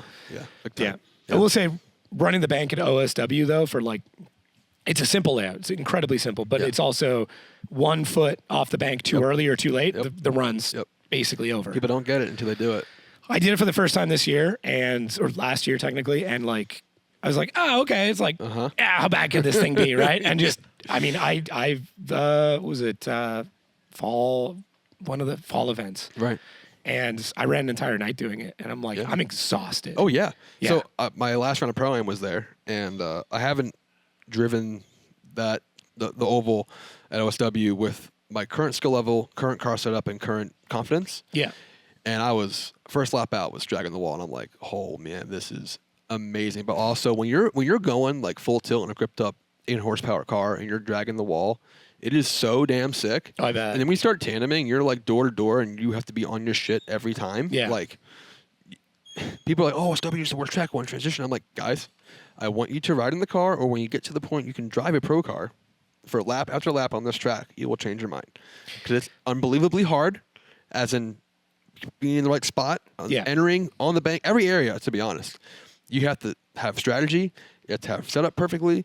If you don't have all those boxes, it's any track, but especially OSW with wheel speed wise and grip and like transition timing, smoke, like it's damn hard. There's nowhere to hide on that No, run. and it also though, but like when you're going on that bank, and I'm getting excited talking about it's it good. because like I have to drive into the wall. Like you really have to drive into the wall, and when you're going, it's like, holy shit! Like this is fast as hell on this bank, and like my car was pretty fast, but like the pro cars are probably 20%. It's probably 30% faster than my car, maybe even more. And I'm like, oh my god, this stuff is crazy. Like it's real wild when you are really understanding what's going on. You know? Yeah. Even I mean, I was like 4 feet off the wall in a VQG, and I was like, I'm gonna die. Yeah. Like, and I knew I finished the laps up, and I'm like looking at this going like, I'm so far away from what they're doing. And this is the most absurd drifting I've ever done. It blows your mind. Like, until you do it, and it's a good bank. Like it's amazing. Yeah, imagine they repaved it. See, and it's funny. I've thought about this a lot because I'm like, would it be as good if it was if it was repaved? It'd be easier. It would be easier. And especially at the pro level, and even at ProSpec or ProAm level or pro whatever level, it's not going to be as easy to keep the tires on it. And like tire strategy is as much the game in drifting now as it is with 100%. proximity. But I have a point though. If they just paved the aprons on both sides, Yeah, I agree. just inside of the aprons, Yeah. that would give the ability to do a different layout, which is what people want there. Yeah. I think the tire wear, if they did both sides of the apron, some kind of like how the old wall track was. But Right, we come in and then loop around and back down or again. both Yeah. like off the bank, kind of Manji inner clip back to Outerzone, then do another inner clip back to another Yeah, like yeah, I something know like what you that. mean. Yeah. I think the difficulty of strategy and tire wear would be the same because it's longer. So Yeah. if they repave just that, the problem is they do Crash and Rama there, they do all the Oh, other I events know. there, and they just wreck it bad, and they make a lot of money off of that. But some asphalt in 2 turns can't be that much. That's probably 50 grand. Screw it, do it. Yeah. We'll pass the collection plate around. Yeah. Just next FD, be like, all right, everybody, can you throw $5 in? Dude. Yeah. I'll do it. I would, I'd throw $100 in there. 100%. Yeah, exactly. Go local track too. Yeah. Like, I'm imagine- 30 minutes to that but track. Imagine if they paved no grass. If it was the whole center section was all fresh pavement. Yeah. That would give a whole another advantage to local drivers. Yeah, I mean, Like how Lanier was with the barriers. They do different layouts. yeah, or even Erie's the same way. Yeah, exactly. They You could run do crazy stuff. through the 100 middle. different things. It is a lot smaller than both of those tracks. Sure. Whatever, though, it's still another It'd be layout. a huge And figure out the positive drains. for the scene. And figure out the drains. I haven't hit it. I got close. We'd but- have to like measure it and do like the perfect like slit cover on each one just for events. Yeah. And then take them off. Be able to take them off. drop in. Yeah, it was fine. It's possible if the money's there. Yeah, it's just a piece of half-inch steel. Yeah, easy. We can make it here. Let's do it. They sponsor the track. Come on, Juco. Let's Yeah, go. come on, they'll do it. Hey, Eric, have it done. Eric and Tommy, they can do anything in 10 minutes. I've You seen know it what? 5 times the past 2 months. I know Tommy can. Yeah. I haven't seen Eric work as hard, but yeah. Yeah. We're just fixing all the world's problems. Yeah. It is amazing. Just the community that's within Florida drifting, though. Yeah. Obviously, I got welcomed in pretty quickly just from what I've done, but I feel like even with my neighbor Luke, like seeing how he's come into it and like how open everybody is, how cool everybody is. for sure. There's drama in everything. Oh, yeah. There's drama in curling in the Olympics right now. Oh, yeah. Big drama. Oh, I saw that. Yeah, but it's just like it's been really, really nice to get into this group and just like hang out with everybody and just have fun. No, it's very welcoming anywhere you go. Of course, there's drama, but like we drive year round. We're never not driving here. Yeah. Yes, we have 2 skid pads, but we drive year round, and it's a good scene for sure. But it's still produced incredible drivers. 100%. And there's still drivers coming down here, and there's drivers that are driving here all the time. I know a few drivers from ProSpec and Pro that are coming to Florida in the next 2 months to test. Yeah, because so do it's I. nice out. Yeah, of course you know. Yeah. I mean, hey, listen, I will say, this past off season, people have been very quiet with me, and I don't know why. Yeah. I feel like they're like worried that I'm just going to spill the beans on everything, but I don't know. Yeah. But yeah, I do know of a few that are coming down because why not? Yeah. Right. Yeah. You have massive parts distributors here. Yep. You have influencers here to make content with. Yep. There's ample parking. Everywhere. Everywhere. And there's more and more people coming down that they can hang out with. One of them may actually be staying at my house for a couple of days There because you it's go. like, might as well. I'm 30 minutes to the track. I have Literally. enough room. It's You right can back there. a 40-footer into my driveway. Yep. Do it. Easy. And if it's not me, it's Dan on that side. Yep. It's Chelsea up the road. It's Yep. Adam's compound. It's Is there gonna be what 4 drivers out of Florida next year in ProSpec and Pro? I think so. Dan, Yeah. Adam, me, Christian, Yep. Kelsey. I don't know if she's going back, but I'm not sure. me either. But like that'd be 6 or no, that'd be 5. 5. I'm trying to think of anybody else. That's really it. Duarte No. at some point will get his He'll license. get there. Yeah, he'll I know. get there for sure. And there's also I talked about this in another podcast I did. Like Sean Booth. Oh yeah, so Sean Booth. Oh, sorry, Sean. Yeah. Sorry. One of the I most- meant to leave you out of that. Yeah. I'm just kidding. He'll like that. Yeah. I can picture his reaction right now. Sean- I can't yeah. say it on camera. Just this? Yeah. No, it'd be a very loud verbal with a hand signal. you know. Yeah, I know. So yeah, we have 5 people. At least 5, if confirmed not right 6, now. yeah. That's really cool. It hasn't been like that in a long time. No, and there's It's only been 2, really, 2 or 3. and there's not now with this as well. Like Chelsea came down here. Technically, Adam came down here. Dan Yes. came over here. Yeah, but like out of this, I'm saying like now, like Yeah. the residents like But going. but It's it cool. makes sense because Yeah. it has the driving all year round. Yep. But it doesn't have the expense like California. Yep. It doesn't have some of the BS that's going on with Texas. Yep. Yeah. Right? Like, I know the drifting over there is running into a little bit of an issue right now. And Yeah, there's a I couple of heard about tracks that. and stuff Yeah. have shut down. Yeah. But, like, Yeah. Do we only have a couple places to go? For sure. But everybody keeps coming here. Yeah, for So a reason. there's something. People are over snow and things and that. We also have plenty to do here outside of drifting and Dude. theme parks and stuff to do. And I'm sure Oceans. your kids love it. Oh, dude, it's been good. Especially like looking back at home right now with the snow. Oh yeah, you can't do anything for months. No. And like if you snowboard or you snowmobile or Sure, I mean, sure. there's ice drifting and stuff going on. But Yeah, even yeah. still, like this is the first year where ice drifting's been good up in Canada. Right. For the last couple of years, the weather Wasn't hasn't good actually been enough? cold enough. Right. And so like cool. The one thing we could do. Can't Yeah, do it. yeah. But yeah, down here, I mean, does it get ridiculously hot in the summer? For sure. Oh, my, yeah. But you're indoors 90% of the time. Yeah, unless you're working outside. But like Your truck's air conditioned. I'm in my trailer the whole time, so yes, it's AC. But Yeah. I'm outside like I don't know a few times. A few times.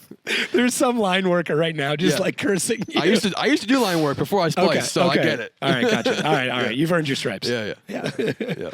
Oh man, yeah. It's cool.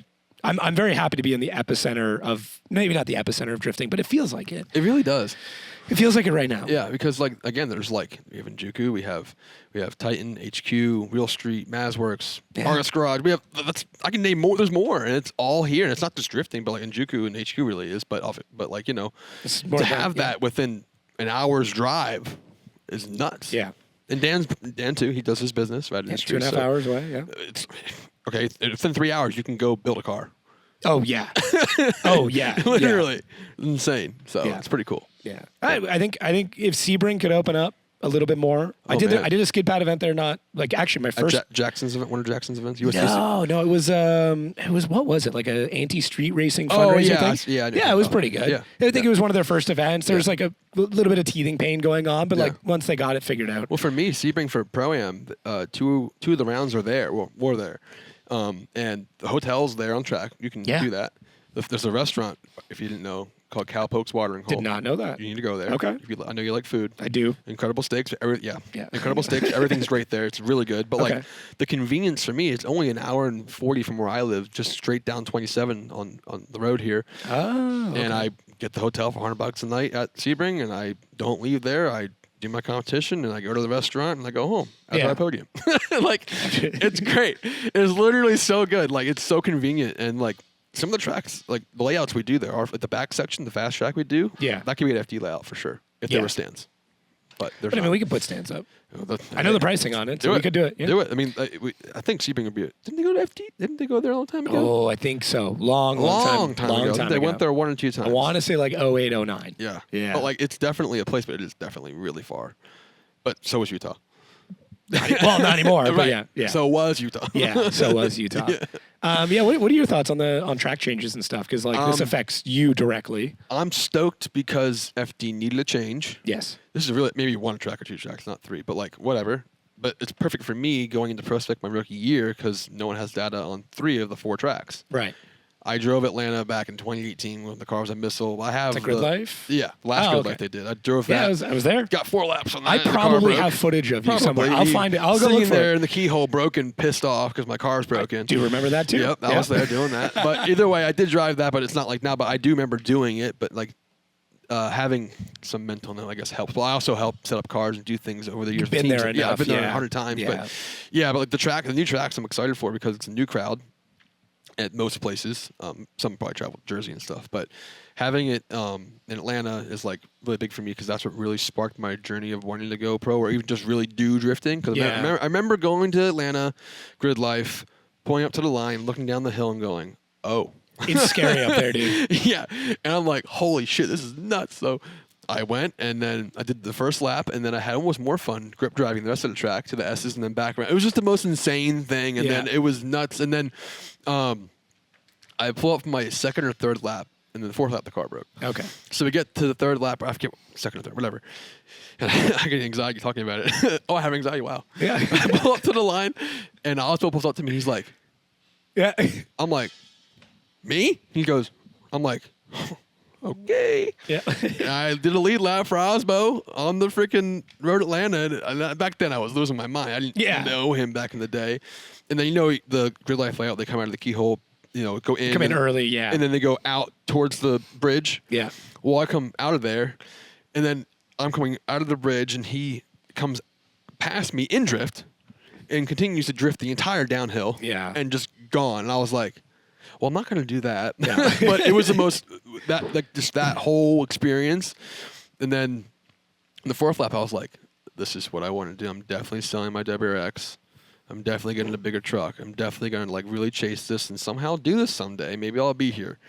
And then, that's what really sparked it, because going to Atlanta my first time, I think it was 2015 or 16, a bunch of friends from here drove up there for the first time. They're like, Okay. you got to go. It's the best round. It's amazing. I didn't know. Yeah. And I got there. I'm like, this is the most amazing place I've been in my life. This is amazing. This is like the spark. This is just so cool. The vibes are amazing. And one day I was like, I'm going to do it one day. I know I'm going to do it one day. And it is happening. So the first round is Atlanta. So I'm really stoked about that. But that's one track I'm really excited to drive, of course, even though it's just a track been there since day one, which is even cooler. But the new tracks, I think second round is Connecticut, right? Yeah. And then Indy, and then Vegas. And I think the Vegas one's really big too, because it's Vegas. Who doesn't want to go to Vegas for a drift event? There's plenty of scene there, people to go. Everything to do. Everything to do. It's like it's like almost like here we have lots to do, and it's a great place to be. And the track is really nice. Went there for Hot Pit this year. Yeah, I was going to ask you about that. Yeah. I know. I don't know if FD. Actually, they've told me jack all. Oh, sorry. I don't. No. I don't know the layout for FD. Oh, you don't know the layout? Okay. Yeah. That's all. We That's can talk all. about it. The track. Obviously, we're going there. Duh. Yeah. Okay. I just don't.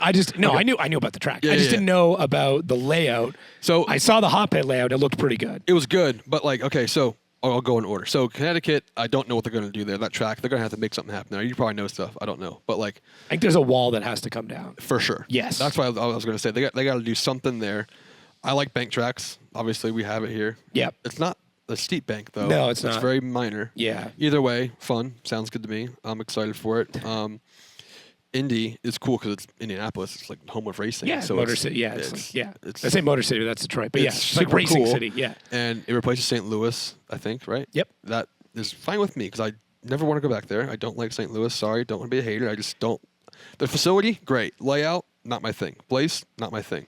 But it's just like, I don't know. I feel like it was just like, kind of just like whatever to me. But some drivers love it, and that's fine. But I'm glad there's new for me to go experience the first year because I can gain the data with everybody else. Right. But I say that now, but like we're all have talented people that are with us, and we're all talented drivers, and like we'll figure it out within 3 freaking laps. Yeah. Most of us. Yeah.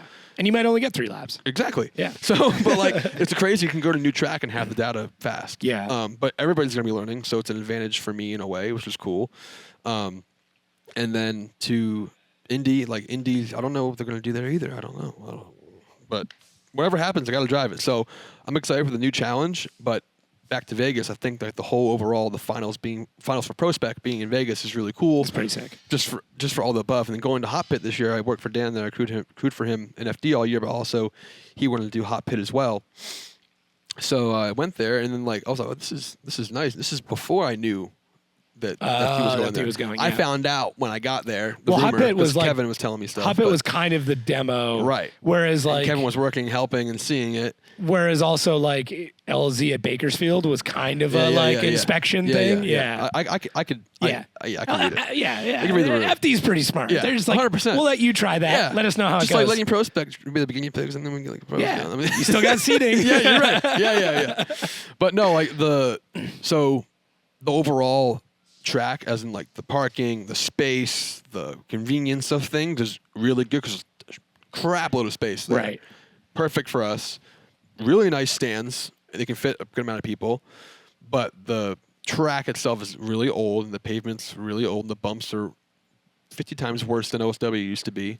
But I know there's improvements coming to the track. So that as if well.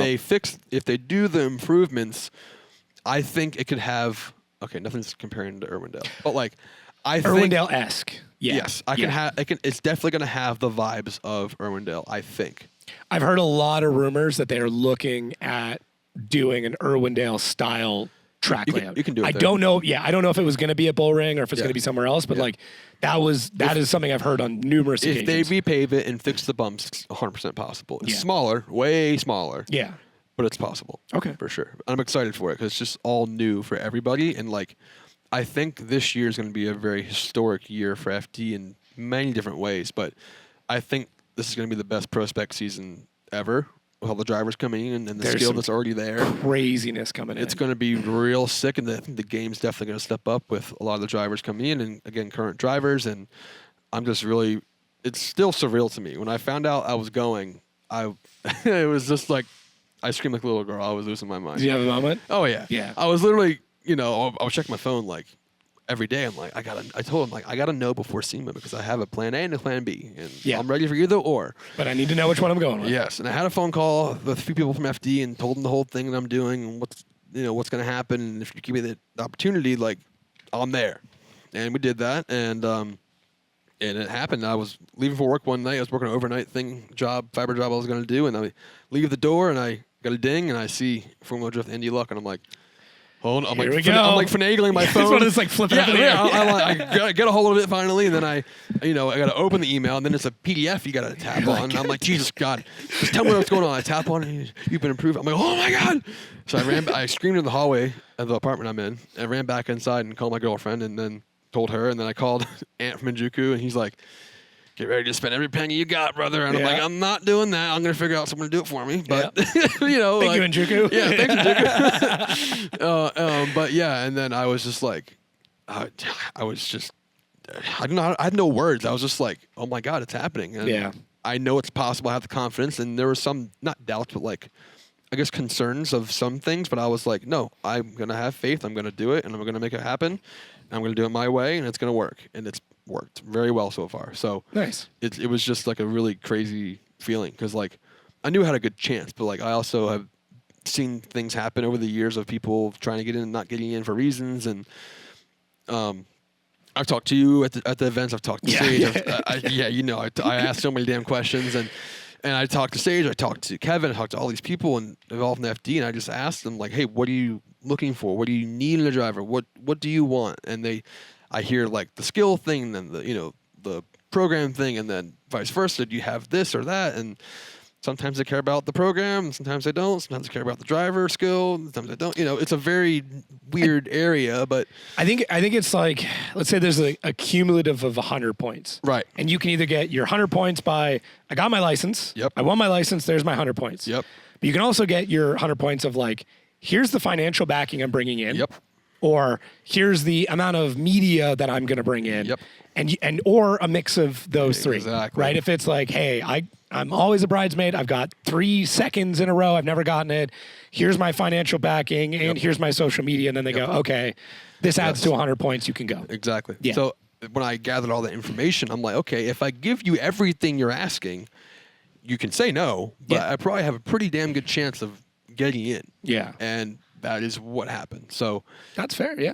I it's a very touchy subject with people. I know with the whole petition thing. Oh man, I know. That's what I did, but like, it's only touchy with the people that don't understand. Well, it's touchy for the people who didn't get in. Right. Yeah. And I used to be that person. Yeah.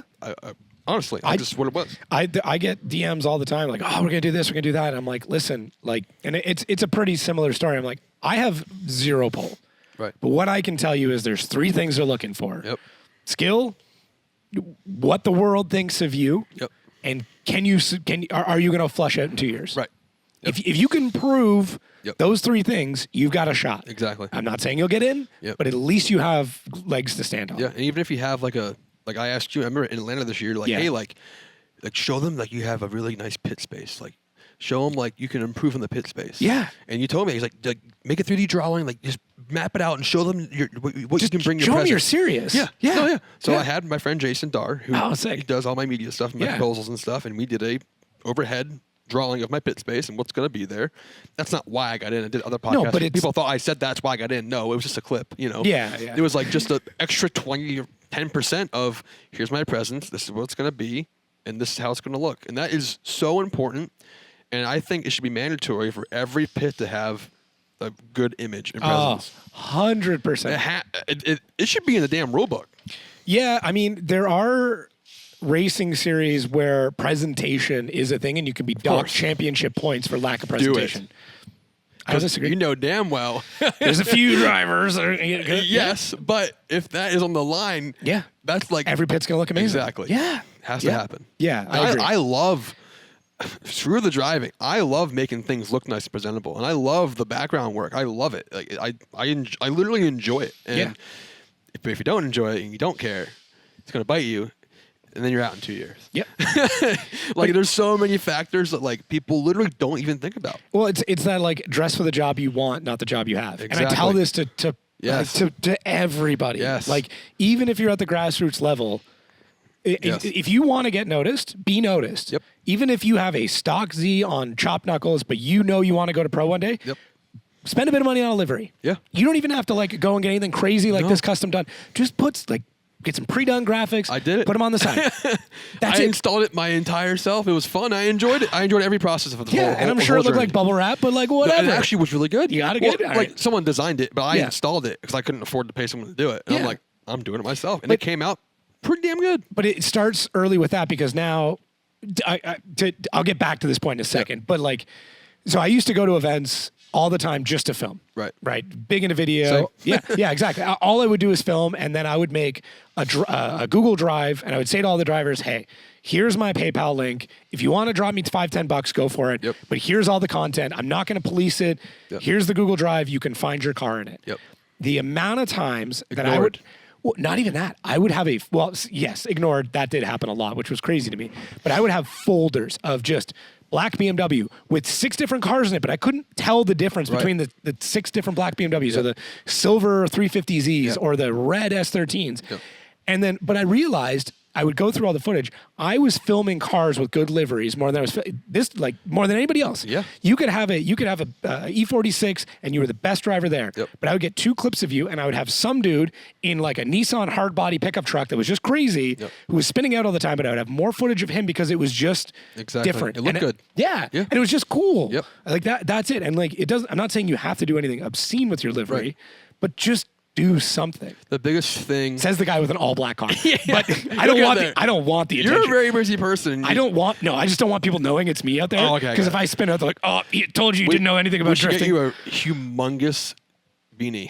I have a small one on the front grill. No, like on top of the whole roof. I Molded perfectly to clip in. I talked to one wrap company about getting just the roof and like A, B, and C pillars That'd be so- wrapped in a teal hat, Okay, so okay, it looks okay. like it's wearing a That'd be hat. so funny. Yeah, Got I a was little Smurf fuzzy on top. Yeah, exactly. That's I was gonna put a little pom pom up there. Yeah, But no. back to the whole thing, like I think the main thing people don't understand is effort. yes. Effort Oh. will get you so far.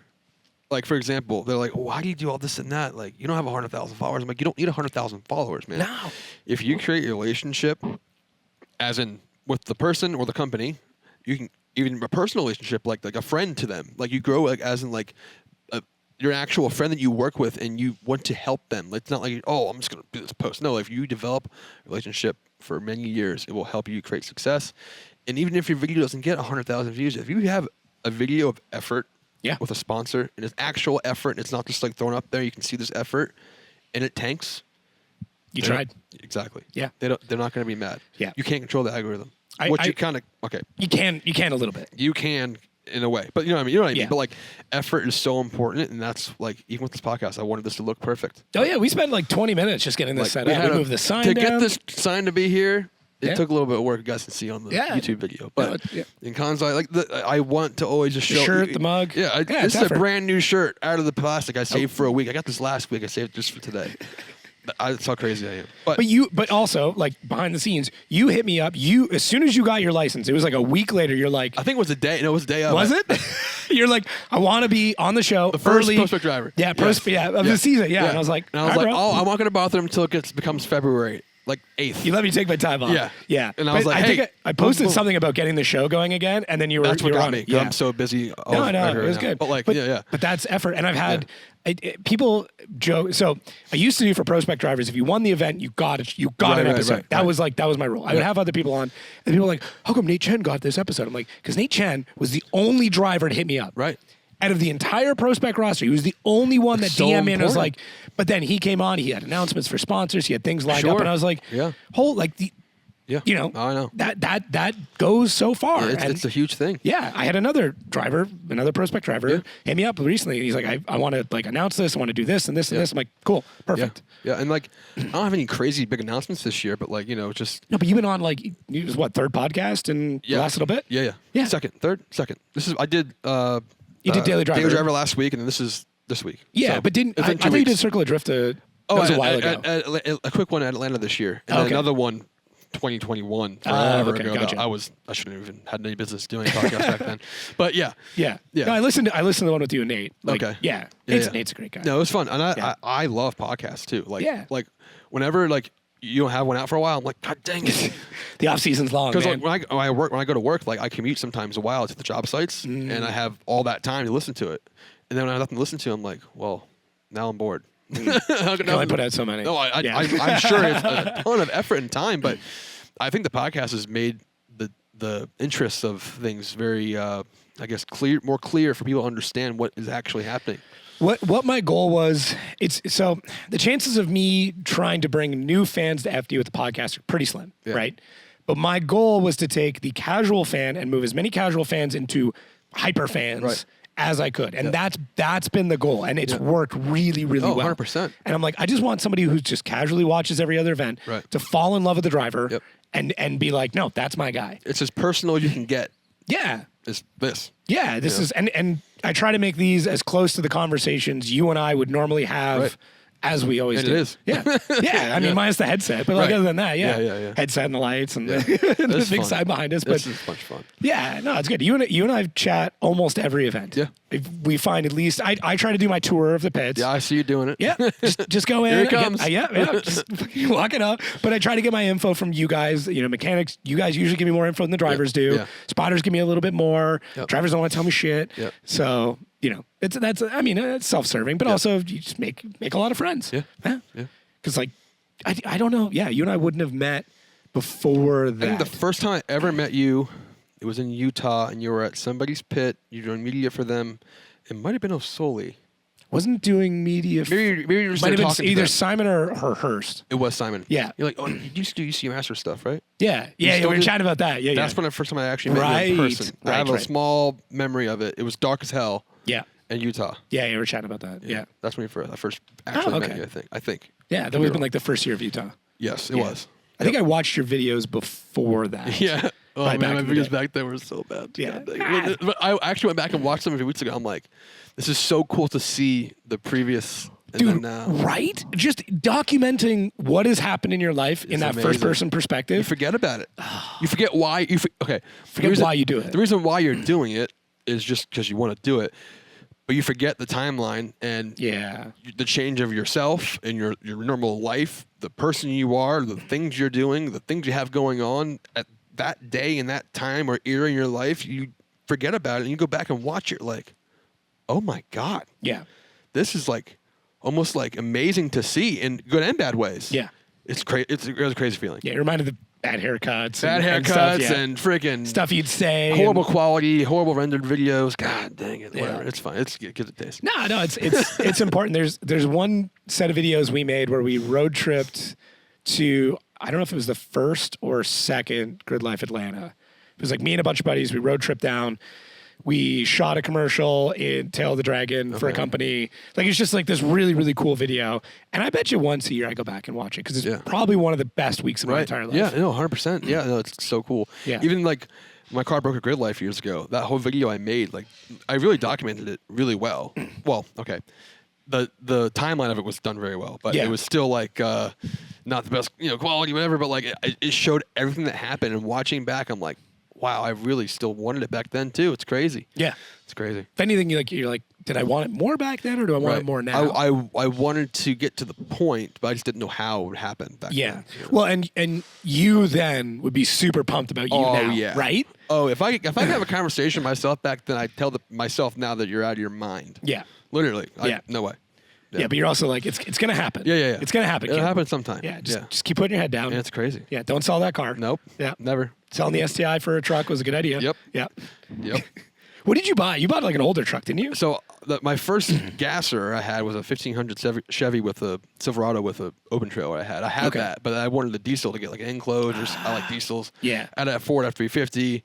Did that whole thing. I love that Was it truck. 7.3 or 6.7. Oh, 6.7. 2013 Okay. 6.7. Got it. Great truck. Never broke until it broke. CP4 failure. Happens. Lots of money. A lot. Fixed that. Got rid of that. Now I have a 2016 Cummins, and it's Right. great. Cummins is first thing you said. I got out of the truck. You're like Cummins. I was like, yeah, yeah. No, they're great. And it's a big 2J to me. It's literally a big 2J. Yeah, that's fair. I see that. Like I had to do some stuff on it, and I'm like, I can do this instead of paying thousands for. I don't want to all right there. touch a Ford. It's not over here. We're not taking it's everything just- out to get to the heads. It's just boom, easy, done. Yeah. So yeah, it's great. So yeah. Yeah, I'm a big Cummins fan. Oh yeah, now I am. I wasn't before. Now I am. You get it. Yeah. He's just that you're putting a transmission in it at some point. I'd rather spend the money on a transmission than a freaking $14,000 fuel pump. Yeah. Yeah. Because for 14 grand, the transmission you can build Ridiculous. is crazy. You get 2 of them. Yeah. We'll bring a spare in the back when we travel. Yeah. Yeah. You hit up Randy's transmission, you can get 2 stage 3s I for actually that. was talking to BD Diesel. I talked to them at SEMA. And Okay. I'm still working on it. They're busy. I'm Yes. working on it. Something that's in development right now with them to work with them sponsor wise. That has been my I think that is a grail that the diesel industry hasn't realized yet. I think drifters have realized it. But I do some marketing work for a diesel company, like a big parts seller. Right. Not BD, different company, competitor. Yep. But I've talked to them. I'm like, listen, every single truck that Exactly what I hauls told them. trailers, That's exactly what I told them. it's all diesel. Yep. There's like 1 or 2 gassers, Maybe. and it's because it was local, Yep. and that was it. Yep. And they're a range. There's F250s, Yep. and there's 4500s, and there's Semis. There's semis. Yeah. Like if you're whatever company, if you have a product, Yep. I'm thinking of one company in particular, if you have a product that can service every single diesel engine ever, why are you not sponsoring this? Yep. Because everybody watching at home that drives Yep. probably has a diesel truck. And every single one has their own problems. Every diesel, No matter what brand it is, there's a problem. every engine. Yep. It doesn't matter if it's diesel or gas Yep. or propane or hydrogen or whatever. And They some all are have unicorns. problems. Mine's been a unicorn. Pretty damn good right now. Yeah. My Cummins, yeah. But I saw them at SEMA, and I'm like, let's see if I can do something. And I walked out to him and happened to be the marketing guy. I'm like, perfect. Sweet. Perfect. Yeah. First try. Yeah. But I always do my little glance. I walk by, I'm like, who looks like it? Who looks Probably like the that marketing guy? Yeah. Who's got the best Or hair? I'll look for the name tags. Yeah. And I'll yeah, see look the for marketing. marketing. Yep. So I usually just jump on LinkedIn. yeah, see, that's the Jacob brain that I don't have. Yeah. You're still a better driver than me. Yeah, though. that's fine. I'm a very visual person, but I was like, okay, let's talk to him. I was like, hey, I'm not gonna give my little secret out. I basically was like, hey, every single, like you said, truck is how important it is to get to the racetrack. Yeah. If you don't get there, You can't race. it's a big problem. Yeah. We got to get there, and there's problems with every truck, even if there's not. Yeah. If it's just like a mod to make things better. I would say almost every event, someone's truck breaks down. Yeah, 100%. Yeah. Yeah, but there's mods for it to not make it not happen. Yeah. He's like, And with regulations changes, there's about to be even more better. mods. Exactly. Yes. I told him that too. He goes, "Oh wow, I love that idea. Never thought about that. We don't have anybody in your area, as in a drifter. In this industry, And yeah, he's yeah. like, oh yeah, well, whatever you want, we'll do it. Let's do it. I'm like, Sick. that was a 45-second conversation. Yeah. And done deal. It's not accomplished yet. I'm working it out right now because the placement thing that they want is already taken. I can't get rid of that one. So now I'm trying to figure out a way to make it work, and it's a whole thing. But Okay. if it doesn't happen this year, it'll be next year. Yeah, I think right now, once again, working in the industry, the entire industry is collectively holding their breath to see if all the emission stuff gets scrapped. Yeah. Because if it Which does, would be they're- amazing. I know of 2 companies right now actively building parts and just stockpiling them. Oh, I'm sure. Because they're like, they believe it's inevitable. Yep. And that when it is, they're just flooding the market. And I'm like, Yep. that's a huge hedging of your bets. Yeah. It could happen, 100%. Yeah. I'm lucky. I have an 06, so Yeah. no emissions. Oh yeah, you already got it. I just, yeah, it's yeah. big. Yeah, it's fantastic. They're amazing. Got my little tuner up there. Oh, yeah, me too. 30 over injectors. Oh and man, Stage 3 mine's transmission. just deleted in stock. I mean, sorry, weight loss in stock. Florida's free, but it ain't that free. Yeah, I'm just doing it. It is so weird that Weight loss the is shit stuck. that Florida is stuck on. We can do whatever we want, really. Yeah. Yeah. Then Yeah, it's what I try to explain it to people back home, and I'm like, Florida's rule is do whatever you want, Yeah. but if we catch you, Uh-huh. we're gonna give you the opportunity to do whatever you want. Listen. But if we catch you, oh my God, Brevard County Jail is not where you want to be. I've been caught, not in a bad way, Yeah, but sometimes they're like, I don't see anything wrong. yeah. Go, yeah. leave. Or And then- don't ever let me see you Yeah, again. yep, yeah. see ya, bye. Yeah. I got one of those recently. Yeah, I got a yeah, yeah. hey, don't ever let me catch you again. Yeah. Done deal. Bye, see you later. I'll take that warning. Yep. Every day. Pretty funny. Yeah. Yeah. Crazy. So are you taking potentially that truck and trailer Yep. to the events? Yep. Okay. I wasn't sure if you were pairing up with anybody or your No, plans. I want to experience every aspect of it for myself the first year. Oh man. Yeah, I agree. I got a good trailer. I Just going got the a hard good way. truck. Yeah. I'm doing the upgrades to it to prevent a problem if there is one. But Transcooler. stuff like transcooler, that. Yeah. pan, Yeah. all that. It's already deleted. Undo bags, Yeah. all that stuff. Weight loss. Sorry. I'm not. Yeah. Yeah. That's already done. And I got the intake horn too. That big difference. Oh yeah. Dang, that was insane. Like Yeah. when that thing's breathing, the response is like. Yeah. It's crazy. Does Anyway. it get a little whistly though? Oh yeah. Yeah. Good way, in a good way. Okay. Yeah, mine's on that verge of like it could anymore. It's too much. whistly. Yep. Yeah. But keep it simple, stupid. Not just the car, just overall program trailer. trailer, that. yes. I've seen the whole thing. I cannot afford a toter. No way. It's not I've worth seen it. that. It's the worst idea. Don't do it. Just buy a damn Cummins or Ford and a nice 28-foot, 30 foot race trailer. How do you feel about 6 miles to the gallon? Because that's Yeah. where you're getting into toter. Oh yeah. yeah, And I get you're maintenance- saving money on a hotel maintenance and all that. because No. and you need a large engine mechanic. Yep. They are double the price of any other mechanic. Oh my God. Yes. You're not finding parts on a 2002 Freightliner. Yep. Yeah. And the fuel Not to costs. call anybody out Like- right now, but like literally, like just like 6 miles a gallon. it's crazy. It's looking And, at me. yeah, and good luck getting up the hills through the Appalachian Oh, Mountains. no. You're 10 miles an hour Listen, going up that hill. I was driving to Adamsburg one time back in the day, and I was completely floored. And I'm going 5 mile an hour up this hill. I'm like, 1 more mile an hour, I'm going backwards. Yeah, It was legit that slow. Yeah, and I know exactly what the rig axle that is, temps too. are like peaking. I'm like, sick. Here we Nothing go. I can do. I can't pull over. no, Yep. you cannot. But no, like, I just want to keep it simple, like Yeah. in the best way, like the best way to create the success, as in just getting to the track. Like even with like packing the trailer, I have to do it. Okay. Even like with working with Dan too, like we can do it, but like we've gotten in many arguments because I didn't put this damn bag and not the spot 2 inches over where it's supposed to be. Yeah. That's where he wants it. I'm the same way, so I never got mad. Well, yeah, I have got mad, but like we bicker. But if we don't bicker, it's not fun. But Yeah. like us Dan's drivers, particular. Dan's yeah. particular. Oh But yeah, go look at his car and Yeah. you'll understand why. Oh, yeah. yes. Beautiful car. Yes, and I could be doing something to the car where I'm like, this is 100% right, and it's like, nope, it's not, because this washer goes here, and that's why it's spaced this way, and I'm like, oh, sorry, you know. Yeah. But I mean, I'm the same way. Like, I don't, if I'm not here having eyes on something, like I trust Eric completely, but like, I'm not giving my car to a shop. Yeah. I have to be hands on. If I don't do it or like watch somebody do it, I'm like, don't know if it's right. Like, no one's stopping my engine but me. I'm doing it. Yeah. You just can't sleep. No. Yeah. No I way. know what you mean. Can't do it. But you have to grow to that though, to where you have people that you can trust with your team. Like, Yes. if you don't got that, you're not winning. Do you have the Ever. team picked out yet? Yeah, yeah. Okay. yeah. So Jason Frank, he is a local here. He helps Tommy at OZTL. You know Jason Frank. Yeah, the yeah, distant guy. Yep. He's a very good guy, very calm and collected, educated, knows what has to get done, doesn't ask a question. I can leave and know what's going to happen. Or Yeah. ask for something to be done. It's going to be done the way I want it. We tested that out at the last round of ProAm. So I had him and my friend Julio. Julio's a good all-around, just like do it kind of guy.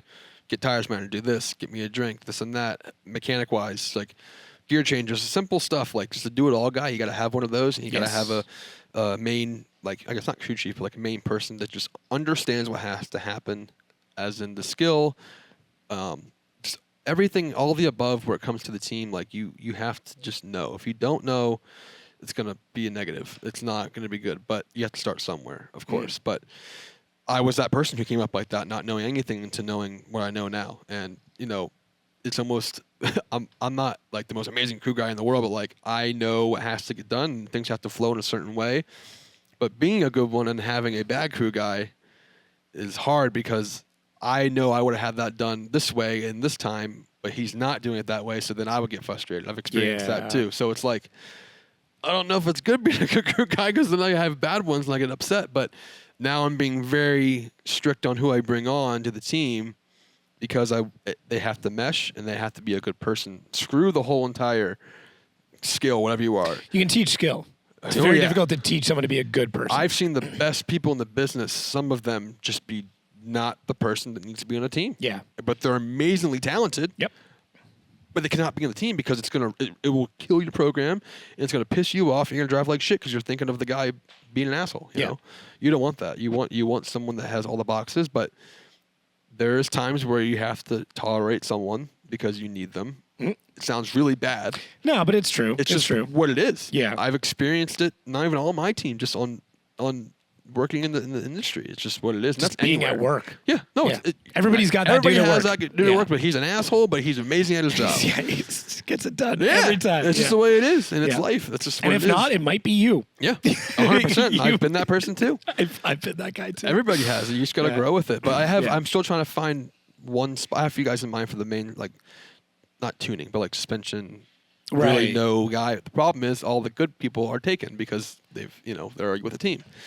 And pulling somebody off isn't really a thing unless a lot of money's involved. And Yeah. like, they And get there's too some much weird budget, stuff and, with and then that. people get Yeah. upset, and then it causes this. I don't want any of that shit. So that's the hardest thing right now. But the two guys I have right now are going to do great. And also I have Freddie Spec Tune. He's not on the team. He's just involved. My He'll be tuner. around, Yeah, yeah. he's my tuner. He'll check the logs and this and that, make sure the car's running good. Also, he'll come here and do the suspension with me when we get the new eyes fab and stuff and the new shocks, and he'll corner balance it with me and do all that. And then he kind of gives me the base, and I kind of run off with it. And then Nice. if he's not too busy, whatever, he'll come and give input, whatever. But He's gonna have a busy year. he's gonna have a very busy year.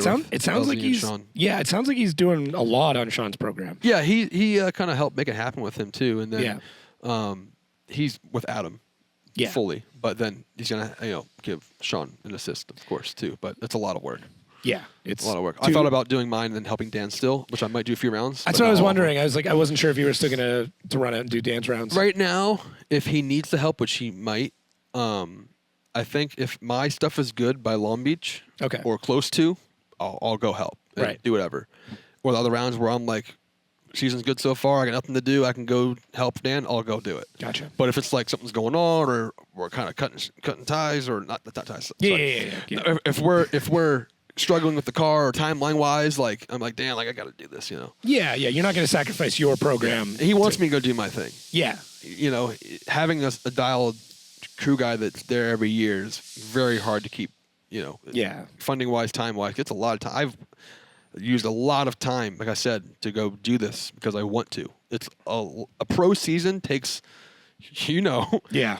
a lot of time, man. It's a lot of time, but if you love it, it doesn't matter. It's not even the weekends. It's like the It's the entire whole week week. leading up to it, and then you almost need a day or two to decompress Travel after. And yeah. Monday, It's a full week every time. It's 2 months. It's 2 months exhausting. out of the year. Oh yeah, Yeah. it's exhausting. Yeah. And luckily, ProSpec's 4 round, so you can kind of make it happen. It's much more obtainable, but it's just still a lot of work. Yeah. I wouldn't even say it's like half as much work because it's like you No. don't even have the kind of stops in between the rounds. Right. You're having to go there and either decide like, do I haul everything back to Or Florida? leave it there. Yeah, like you're going to Connecticut. Like, do you haul it all back to Florida? Do you drive 24 hours straight to bring it home? Yeah. Like, those are decisions you're going to have to I know. I'm still really planning think it. about. Yeah, yeah. yeah. Yeah. I mean, as you said, like you having all the experience with the other teams, you can kind of go, okay, here's the benefit of leaving the truck there is Yep. this, but now I'm paying for 2 extra flights Yep. as opposed to 4 tanks of gas. Yep. Pretty similar, Yeah. but you're gaining 2 days back. Yeah. So like, My what's the truck's cost? my daily driver, so Damn, I might have to buy another car or I drive back. I don't know yet. We'll see. it's gonna beat her. Yeah, I'm working on it. Yeah, I'm working on it. It should be fine. We'll see. but it's all part of that planning, right? Oh, yeah, I'm trying to get the car done. Once Yeah. the car is completely done, I'm like, okay, I'm going to focus on all this stuff because that's all I care about right now. I can do the logistics and stuff fast, no problem. But Do you have a timeline to go testing? so once some engine parts have gotten pushed back like a few times now, it's kind of hurt timeline wise. But I created a buffer way before I created the actual date I wanted. We've all done the wrong timeline, but Yeah. basically, I'm hoping mid-March I go test with the new engine Okay. because we have to tune this current engine to have the tune for the 3.0 liter engine we currently have in the car on the Link, so we have it for a backup if we have to use it in a bunch. Yeah. In a You'd rather just have the map sitting yeah, there. exactly. And then once that's tuned on the Link, we will go put the 3.4 in, tune that, and just go test maybe 2-3 times, and then be ready. Nice. So that's my goal right now. Yeah. And probably I'd say 2 weeks that thing should be running. Yeah, sure, it should be. Yeah. I haven't even gone to go Well, I'll look show at you it a yet. little Yeah. bit, but Yeah, it well, looks like it's a completely stripped right now, but it's really not. It's yeah, just but like, the hard part's over. Yeah. Right. It's just assembling all that fun it's stuff. just literally plugging in and bolting things to the car, and it's and set up and go. Did you have to change pedals or column or any of that No, stuff? that's all stock still. Oh, perfect. Yeah, it's always been like that. It's Okay. just like stupid like dry shaft loop and all that stuff. Fire Was- suppression, wasn't- yeah. all That's how you that. hold in your bottle. You're Yeah. like all excited. Yeah. Yeah. Yeah, that was cool. Their product's a really good lifeline. It's great. Yeah. It's funny that like that gets you excited. Oh yeah. Fire extinguisher. Yeah, no, hilarious. Yeah. It's insane. But it's also like if you ever need it, yeah. pretty happy that you got it. Yeah. And I didn't have the Radan cage mounts for the kill switch and the suppression pull and all that stuff. But Yeah. just all little small things. There's also some big things we had to do, but like we just are improving everything overall, basically. The small things though are what kill the budget. 100%. Right. Because you're like, oh, I've put aside 30 grand for an engine or Yeah. 15,000 for a rear end or whatever. And then you're like, I've spent $9,000 on fittings. Oh yeah. Well, I went rear mount year now. I was front mount. Now I'm doing Okay. rear mount, and dash 20 is expensive Per foot, yeah. Yes, Yeah, and you but- need 40 feet of it. Yeah. Yeah. Luckily, we did just 2 to a pipe, and then a pipe under the car, and then 2 more. Yeah. But even the fittings, Yes. like to go on the end, they're like Yeah. $14, $15. Well, more. Yeah. Yeah. So cost for just the fittings would have been like $1,500, but for and the line, I think I got it for $800 at.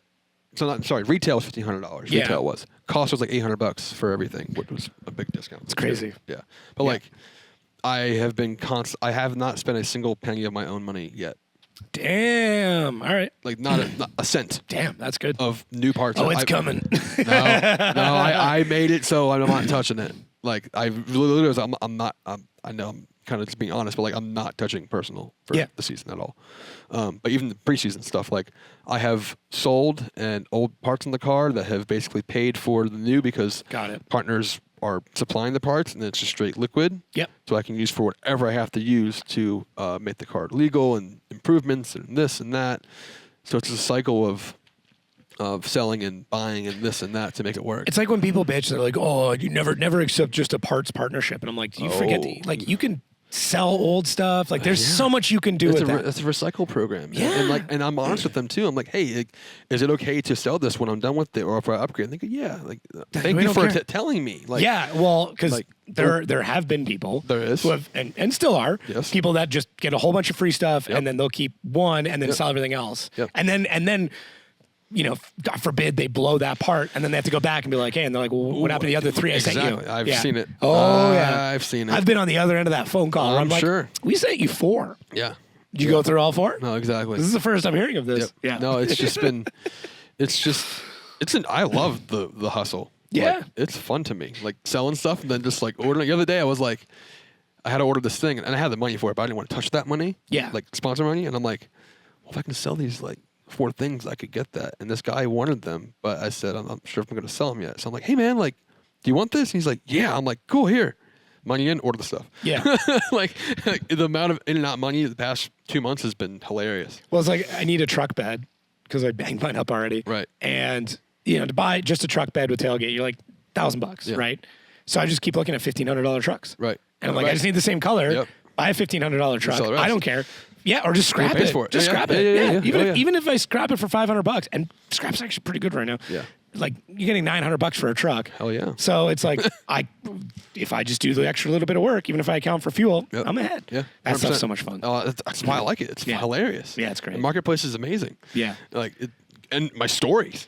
Dude, I'll post on my story. I'll sell more stuff in my stories than Really? marketplace. Oh I yeah. gotta start doing that. Like literally, like I've sold 90% of the stuff on my story. Huh. Yeah. And then one person that wants one thing, they go, "Hey, do you have anything else?" Yes. See, I do that anytime. I bought welding mix, Yeah. like just a full container of welding mix. And first thing I asked the lady when I got there, I was like, "What else you got for sale?" She's like, Right. "Do you need an airboat?" And I'm like, "I don't, but I'll look at it." Exactly. No, yeah. And it's like, well, how much do you want for it? Actually, Yeah, she wanted like $8,000. I'm like, which is a great deal. Oh, yeah. But I'm like, I do not have $8,000 right now to spend on an No, airboat. no, I get it. Yeah, I don't blame you. No, but yeah, it's just like I'm enjoying the process. I keep Good, saying this. man. Like I am so excited to come drive at FD this year. Like it has been the most thing I've wanted for so long, and like it happening is completely surreal. I'm gonna go do my best. I was gonna ask, has it like truly hit you yet, or do you think it'll be like in Atlanta? It'll kind of. I had waves of the reality of it. Okay. So when I first got it, I was like, holy Yeah. shit. Like, Yeah. wow, this is really doing it. And I was like, no way, this is not happening. And it is happening. And then SEMA happened, PRI happened, this and that and all that. And the process has been like crazy, and it's been really cool and enjoyable. And then when we paid for the registration and got the confirmation, that was like another like, oh man, now it's confirmed. Yeah, we're in. yeah. Now Like, it's like actually happening. it is swiped and the money is gone and we are registered. Oh my god! And now it's like timeline. I'm like, oh, we're ahead, but like you can't stop. Like you have to continue. And I think it's really gonna hit me when I pull up to the line in Atlanta. Okay. I pictured this moment for a long time, and I want to do a video of like the old in-car footage of back in 2018. Oh yeah. And then fade to the There's like flip back and forth. Yeah. I want to do that. That'd be That's what I'm gonna do. I want to get a photo on my phone before I go too. Where do I go? I have to get a photo. Just one second. Hang on. So don't go yet. Shove it underneath your leg, and then All right, we're going. Yeah. I gotta do it. I'm surprised no one's like. Actually, you know what? I've seen it in driver suits, like pockets for it, but like a seat that has like a phone pocket built in. I have a nice like little slit I put it into. Okay. And it's perfect and comfortable. It doesn't bother my leg, so it's kind of where I leave it at all. Because you all do it. Yeah. I've seen it. Yeah. Every driver. Yeah. Like on the line. Like what else are you gonna do? Well, Dan has this really cool thing. It's a phone mount on his cage up here, and he'll watch the live stream or videos that Renee and me send to him. Oh. And he'll just like watch it like that. Like, do you do like a locking system or something? it's like the really phone mount, tight, secure mount that he uses, and like it works great. And he doesn't have to like finagle himself or get uncomfortable. Yeah. I might use that this year. I forgot about that actually. That's interesting. Is there any other like trick things that you've picked up from other drivers, or like something in your car that you're really stoked about? Or you're like, no one's gonna notice this, but this thing has me super pumped. I gotta think. I don't really know.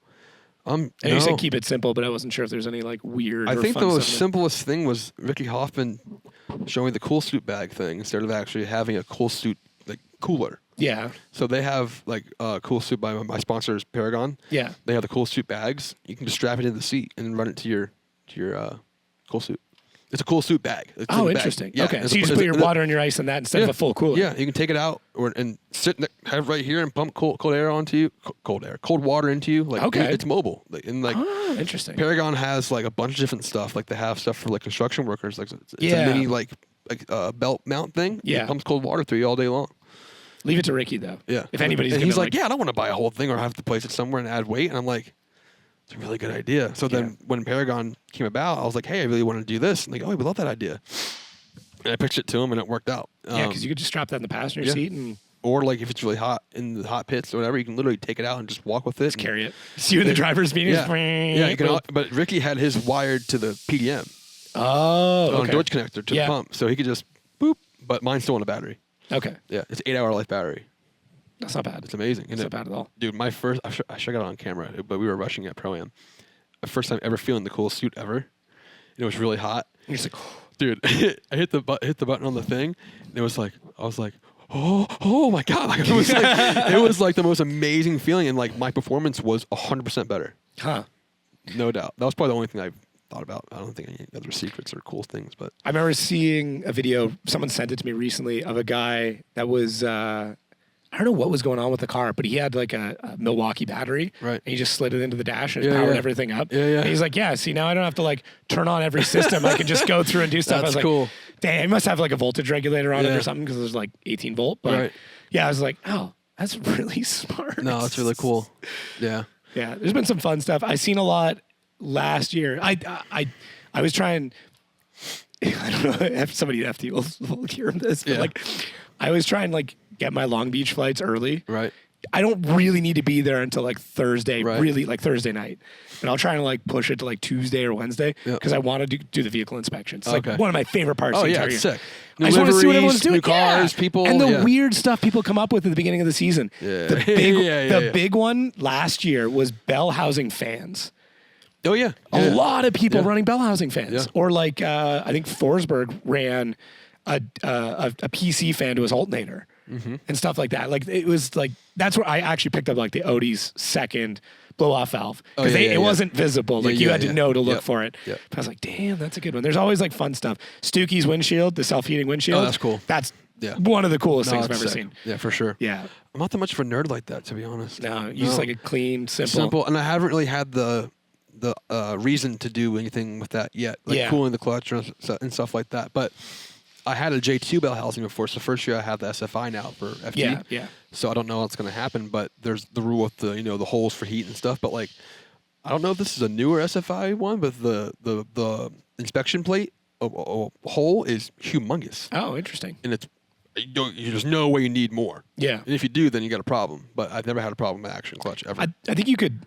Good plug. I think you could. Got it. That You was got great. it. That was fantastic. See, this is why you're gonna do well. Exactly. I feel like you could almost like just throw a piece of like ducting to like scoop air in or something. For like sure, that. you definitely can. So back to common stuff real quick. Banks is coming out with the new trans pan cooler thing. Okay. Where they created a ducting thing to scoop air into it to put more air to it. Oh, Really interesting. Cool. Yeah. Yeah, there's been some cool stuff. I know, like with the diesel industry and especially like 48 REs and stuff that are like prone to overheating. They'll build like massive pans with fins and like stuff Sick. into that. It's really and cool. Yeah, yeah, I only looked because like even driving here, I looked at my trans temp. It was like 200. And I'm like, Oh. that's not good. That's what I get on a summer day. Well, it was almost 90 today. Yeah, it was I warm have a today. stock trans cooler, so Yeah, same. yeah, I know I need to. It's on the list. It's No, on the sorry list. about the car stuff. No, it's fine. I mean, once again, everyone's got a diesel Yeah. truck. Oh, Yeah. hey, I'm working on it. Yeah, Cummins issues, man. Oh, yeah. I might have to hit you up for that. Yeah. But- I'll let you know.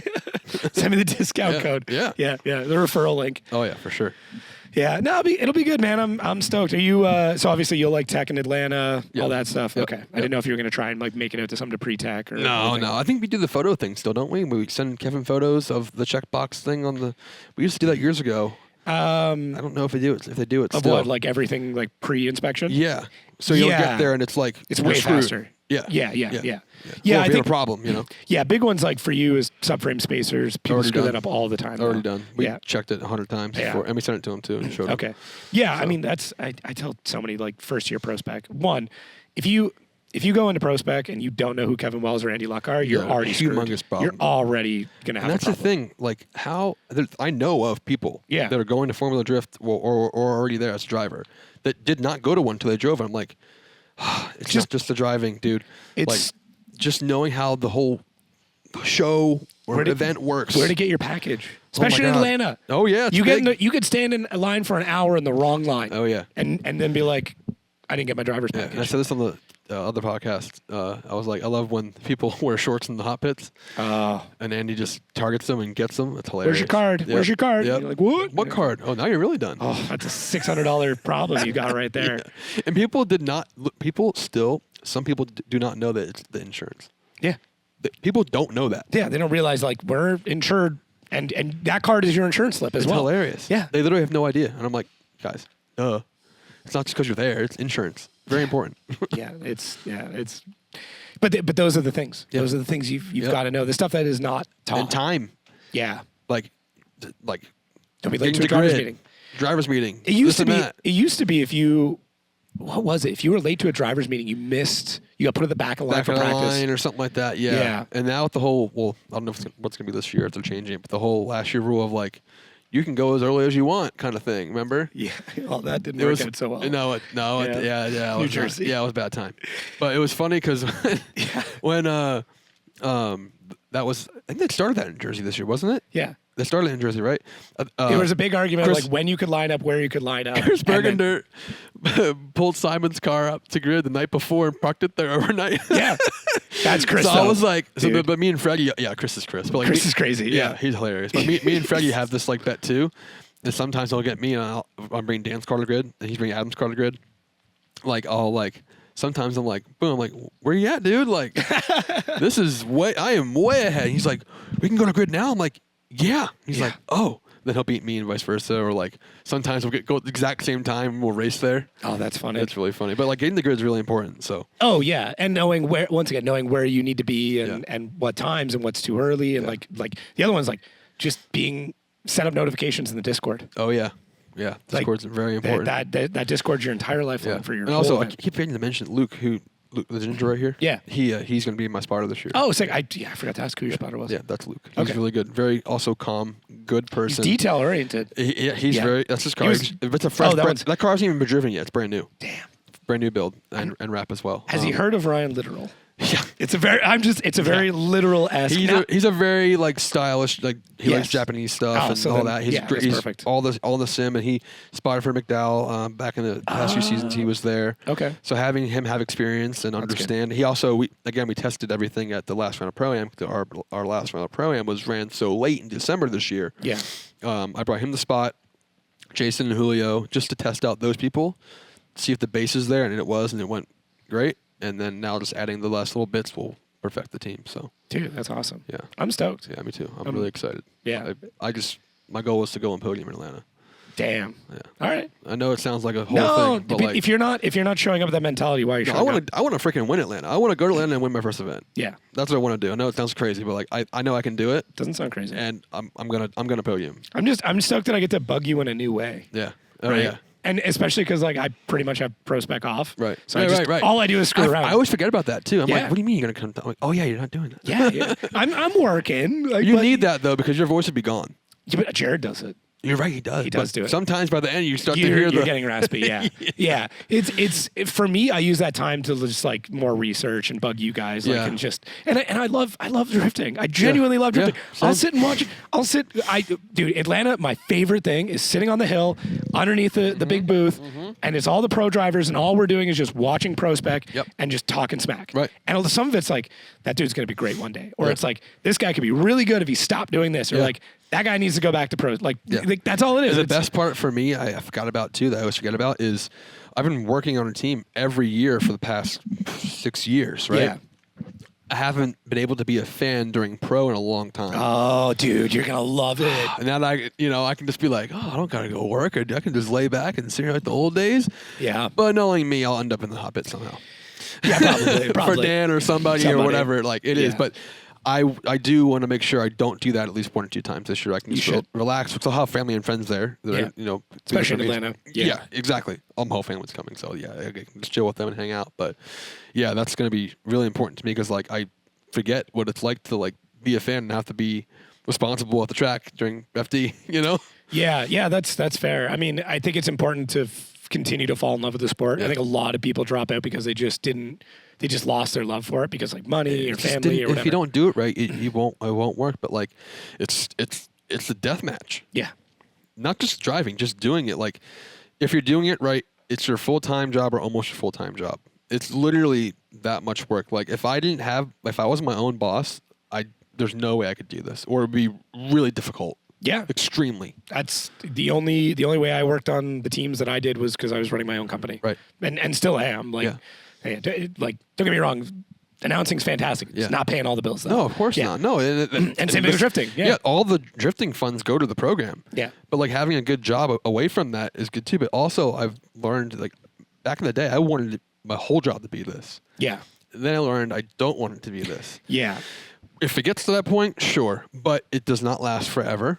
It won't last forever, and the security I have with my career aside from drifting will be there forever because it's a part of the world. Yeah. And having that security, you want to call it that, is relieving, I guess.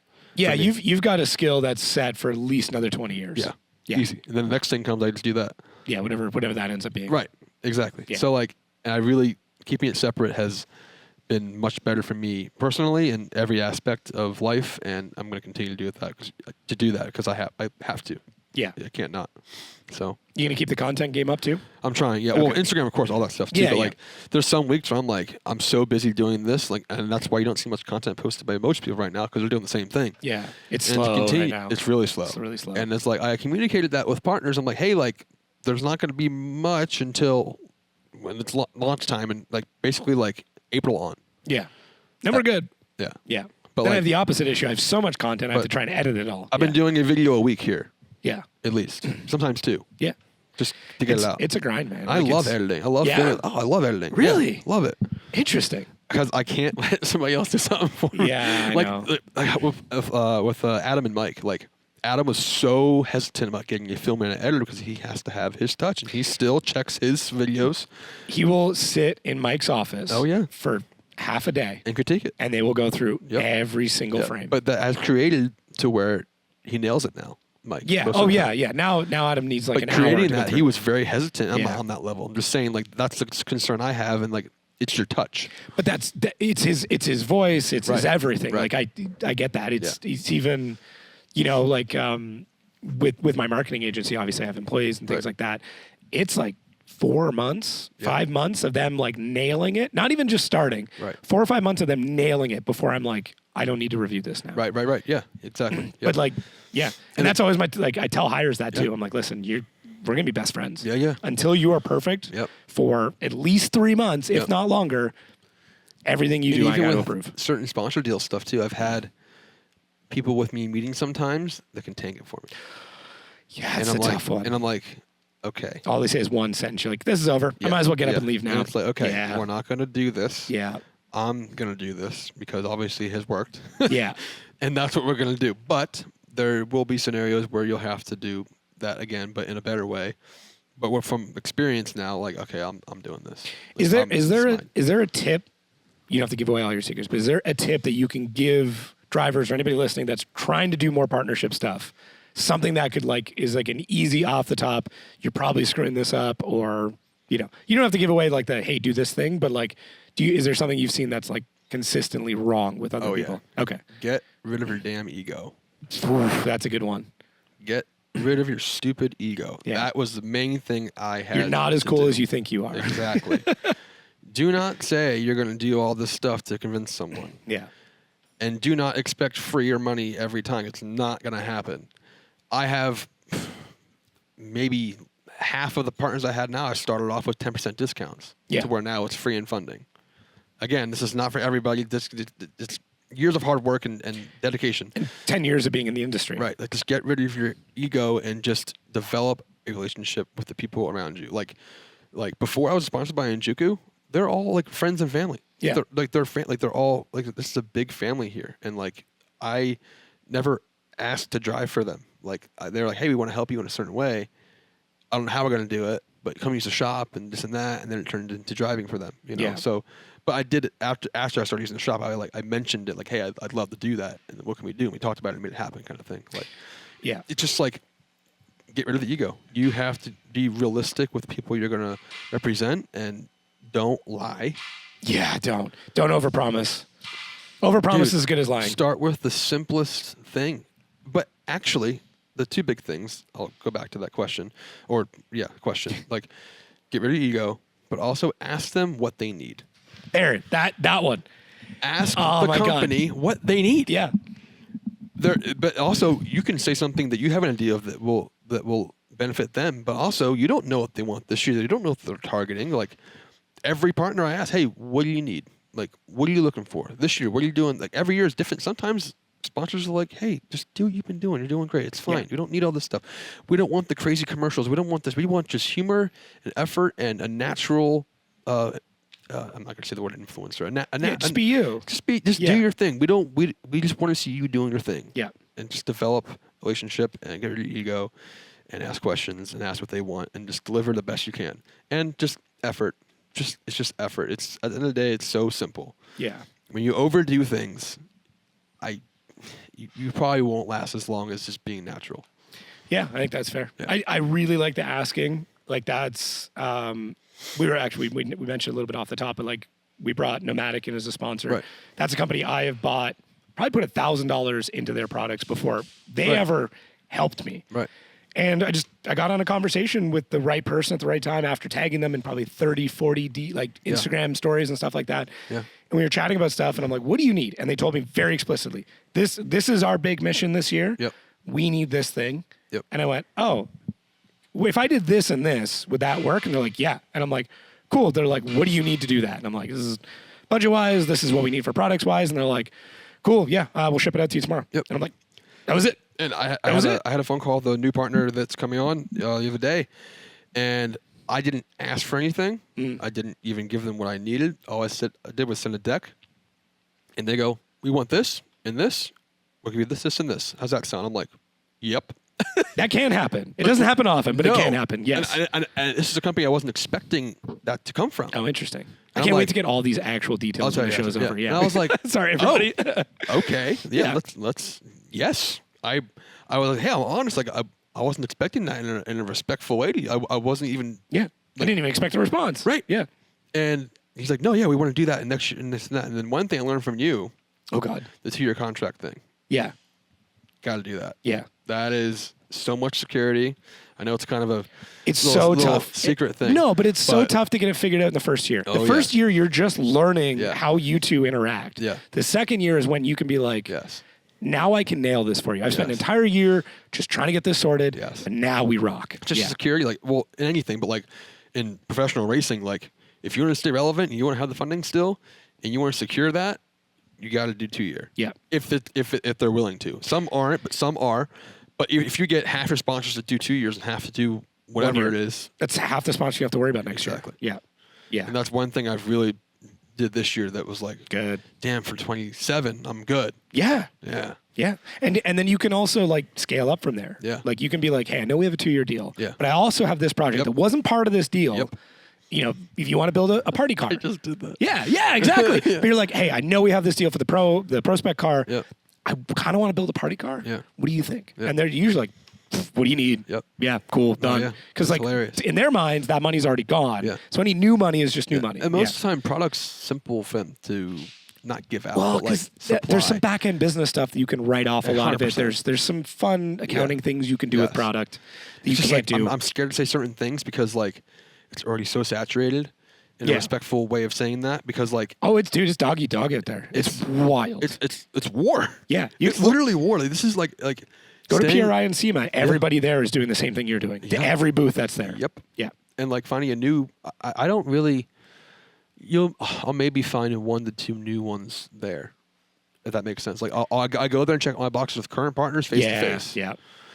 How we doing? But the best part about it is half of the new things that I get are not going to booths. I'm walking around and I say, oh, look, who's that? Oh, I know who that is. And I'll stop them. Or they'll see me and they stop me. The hallway, yeah. All the deals Yeah. are in the hallway or at the bar. Our restaurant. Yeah. Restaurant too. I Yeah. landed I renegotiated with one of my longest term clients, somebody you know. Right. And it was one of those, like, we were at the booth and all this stuff, we were chatting and sitting on the couch and all this stuff. And finally he's just like, and you know this person. He's just Tell me like, yeah. He's just like, we're not doing this here. I'm like, no. He's like, no, I'm not doing this here. I screw this day. Let's go for drinks. Okay. I'm like, you sure? Yeah. He's like, yeah. And we like bar hopped for like 4 or 5 hours, Right. checked out a bunch of stuff. We Right. went to like the FD little party that was Oh, there. yeah, at Vegas? No, this is at PRI. Oh, I thought. Okay, yeah. We went to like their little underground thing where like Sage was DJing and that stuff. was hilarious. Yeah, it's So crazy. I didn't even. No. So, Anyways, so I we have did a all video, that. dude. It was so We did all that, and then like we sat down, and finally we're like kind of the last bar of the night. And he's like, "All right," and we weren't drunk. We had a few, Yeah. and he's finally like, "What are we doing?" Yeah. And I'm like, "This is what I want to do." He's like, "This is what I want from you." I'm like, "That's it." He's like, "Yeah," and he's like, "I'm going to email you right now so we know we're on the same page." I'm like, there. "Done." He's like, "We'll draft the contract later, but like, I want you guys to do this," and I'm like, "I need this amount of money out of you." He's like, "Done deal." Yeah. That was it. That was the yeah. negotiation. Dude, that party was so funny. I didn't know Sage was DJing until like probably an hour in. And he's looking up, and there's like, Dude, I turn around and Alaska's like, is that Sage? He's up there just bobbing, and then He's then good, too. Then he started to like drop some stuff. I'm like, all right, dude, you could do this like at the after party, like on the podium or something. "Yeah, that'd be sick." That'd be hilarious. I have a similar but different story, and it was I went to Gotbill, and Oh, yeah. I was in Norway. Osmo? And it was, Yep. dude, I'm having dinner. Hilarious. Everybody else, There and he I is. just see Frederick Osmo walking in with turntables. I'm like, what? I had no idea. I'm like, what is this? He reminds so me good. of what's that one really famous actual like big DJ? Oh God, it's gone. Diplo? No, he looks like him. Not Alesso. It's gone. Okay. It looks very similar to like one of interesting. the biggest EDM DJs ever. Yeah, when he goes up there, he has his damn jawline and fucking Dude, his I know. jacket on and just doing his thing, and like he's a very tame person, and seeing Yes. him like loosen up is hilarious. When he Kinda loosens up, it's great. Yeah, it's when great. they loosen up, it's great. Speaking of, I need to get your thoughts on this. Okay. Who has the better mullet now, Osbo or Rad Dan? Have you seen Osbo's mullet? I saw it. Yeah. Dan, he'll kill me if I say it's not him. Dan's got the longevity I'll in get it, a though. phone call in 5 minutes. Oh, dude, this Hold on. episode of God be like, what are you? Hey. Matt, Yeah. why, man? I've had to. You come on, You don't man. have it better than me. Where's your mullet? I love the I earned this mullet. the Rad I Dan. am the mullet. The Rad Dan impersonations. The best one of Dan is when he does his videos when he's excited. He's like, "Oh, look at this."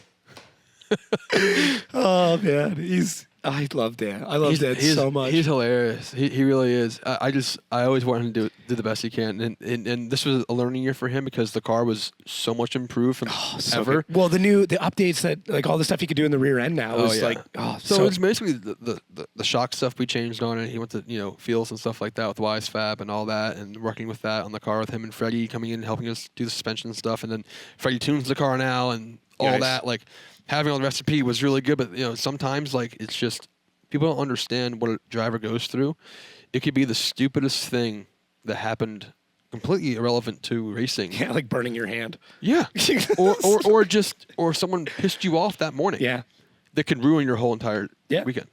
And people don't get how much all mental. So mental. And I'm not that kind of person, but now of experiencing it, even in ProAm, like if I'm pissed, like if someone scratches the hood for no reason, like if I wreck the car, fine. If you scratch your sponsor logo, I'll be like, some fan that didn't happen. But like, it's just weird. Like, I get it. I've seen it. Piss me off. But this year at ProAm round 4, my mom and dad were together for the first time in like 5 years. Oh, okay. Ever seen me drive ever? Oh, that's cool.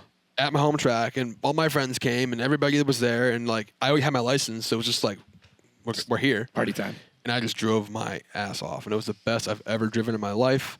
I go to my first battle. We had a really bad random misfire, and I'm like, I'm not tanking this damn $20,000+ engine for this when I'm already. It was pouring rain. Yeah, I thought water was getting into things and misfiring things, and I'm like, it was so much rain. It was horrible. I think I was supposed to do that event too. It was freezing. Yeah, it was freezing cold. The oval was flooded. I'm like, I'm calling it. Like, this is already a win for me. I drove the best I ever drove. My whole family's here. Yeah, and I drove so good because I was in such a good mood. Everything was going great. And then had a random misfire. I thought it was something we couldn't find it in 5 minutes. You weren't finding it. And funny enough, we definitely weren't finding it because I sent my harness out to Wiring Specialties.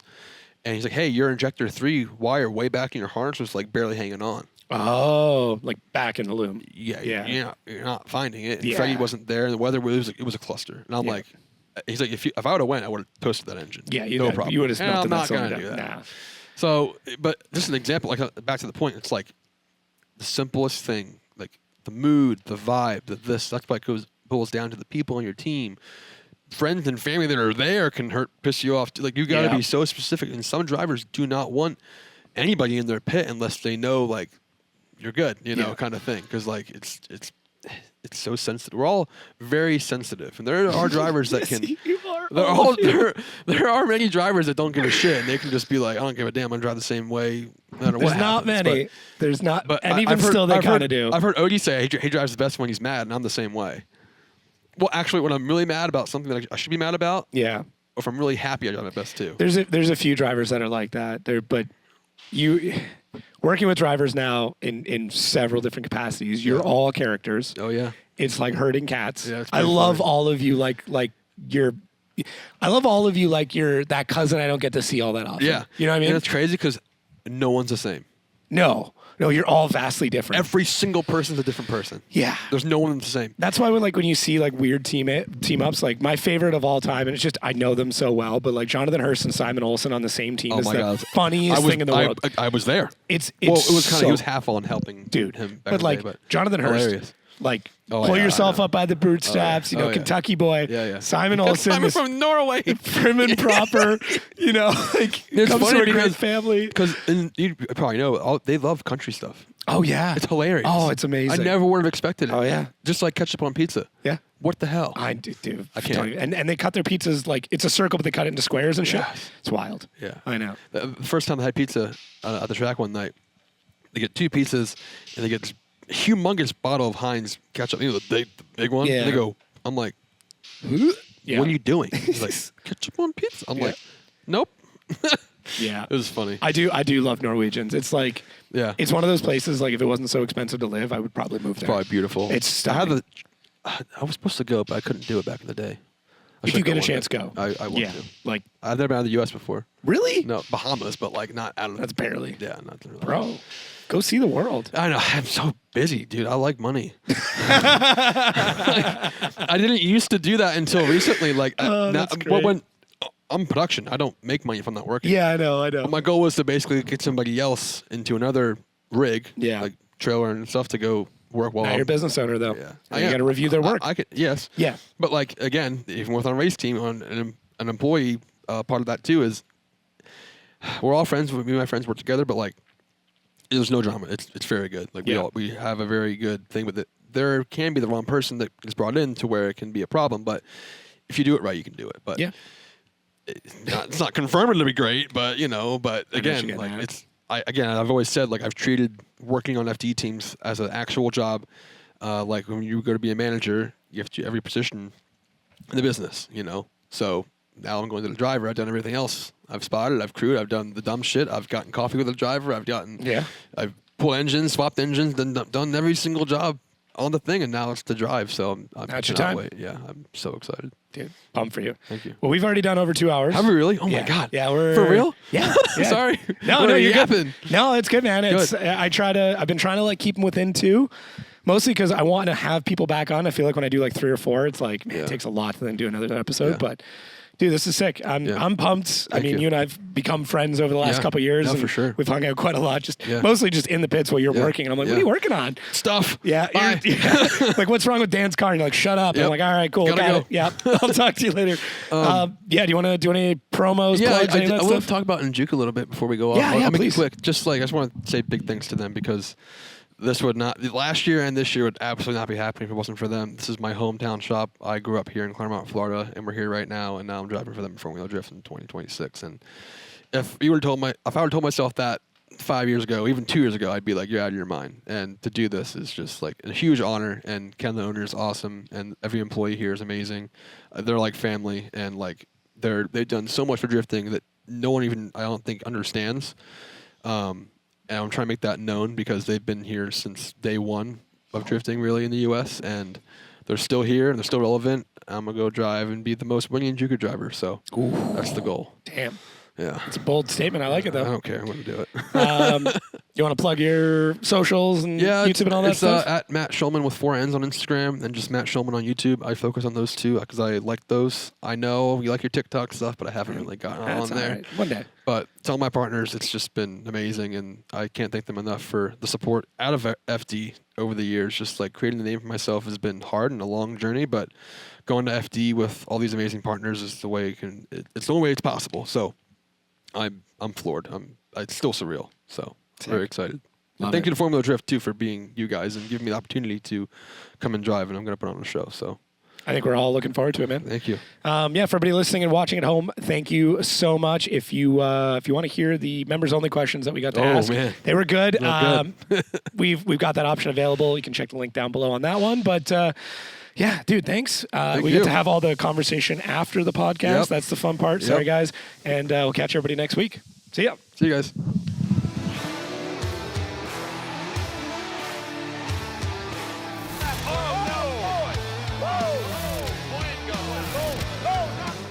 Available now for premium subscribers, Michael from Race Data Labs. So the first drift car I ever saw drifting in my whole life was this road in Victoria, Rundle Road, and Luke Fink, followed by a couple of other guys, just screaming past. We're running into issues. We can shift our entire band of channels over, and now we're clear of everything. That might be the secret sauce that gets sort of everything working. You have to work for like the US government. You need to be a US citizen and a company that's verified by the US State Department to be able to get access to these chips. So it was either go there, maybe get arrested for whatever, or get them and come back. I think as long as you're not leaving all the Wallies laying out on a table open, you should be all right. Yeah. Just, bring them back to the hotel room and dust them off. Of these 3 sets of wheels, which ones do you regret selling the most? The Work CRKs, the Wed Sport SAs, or the Raygram lights in both luminous pink and yellow?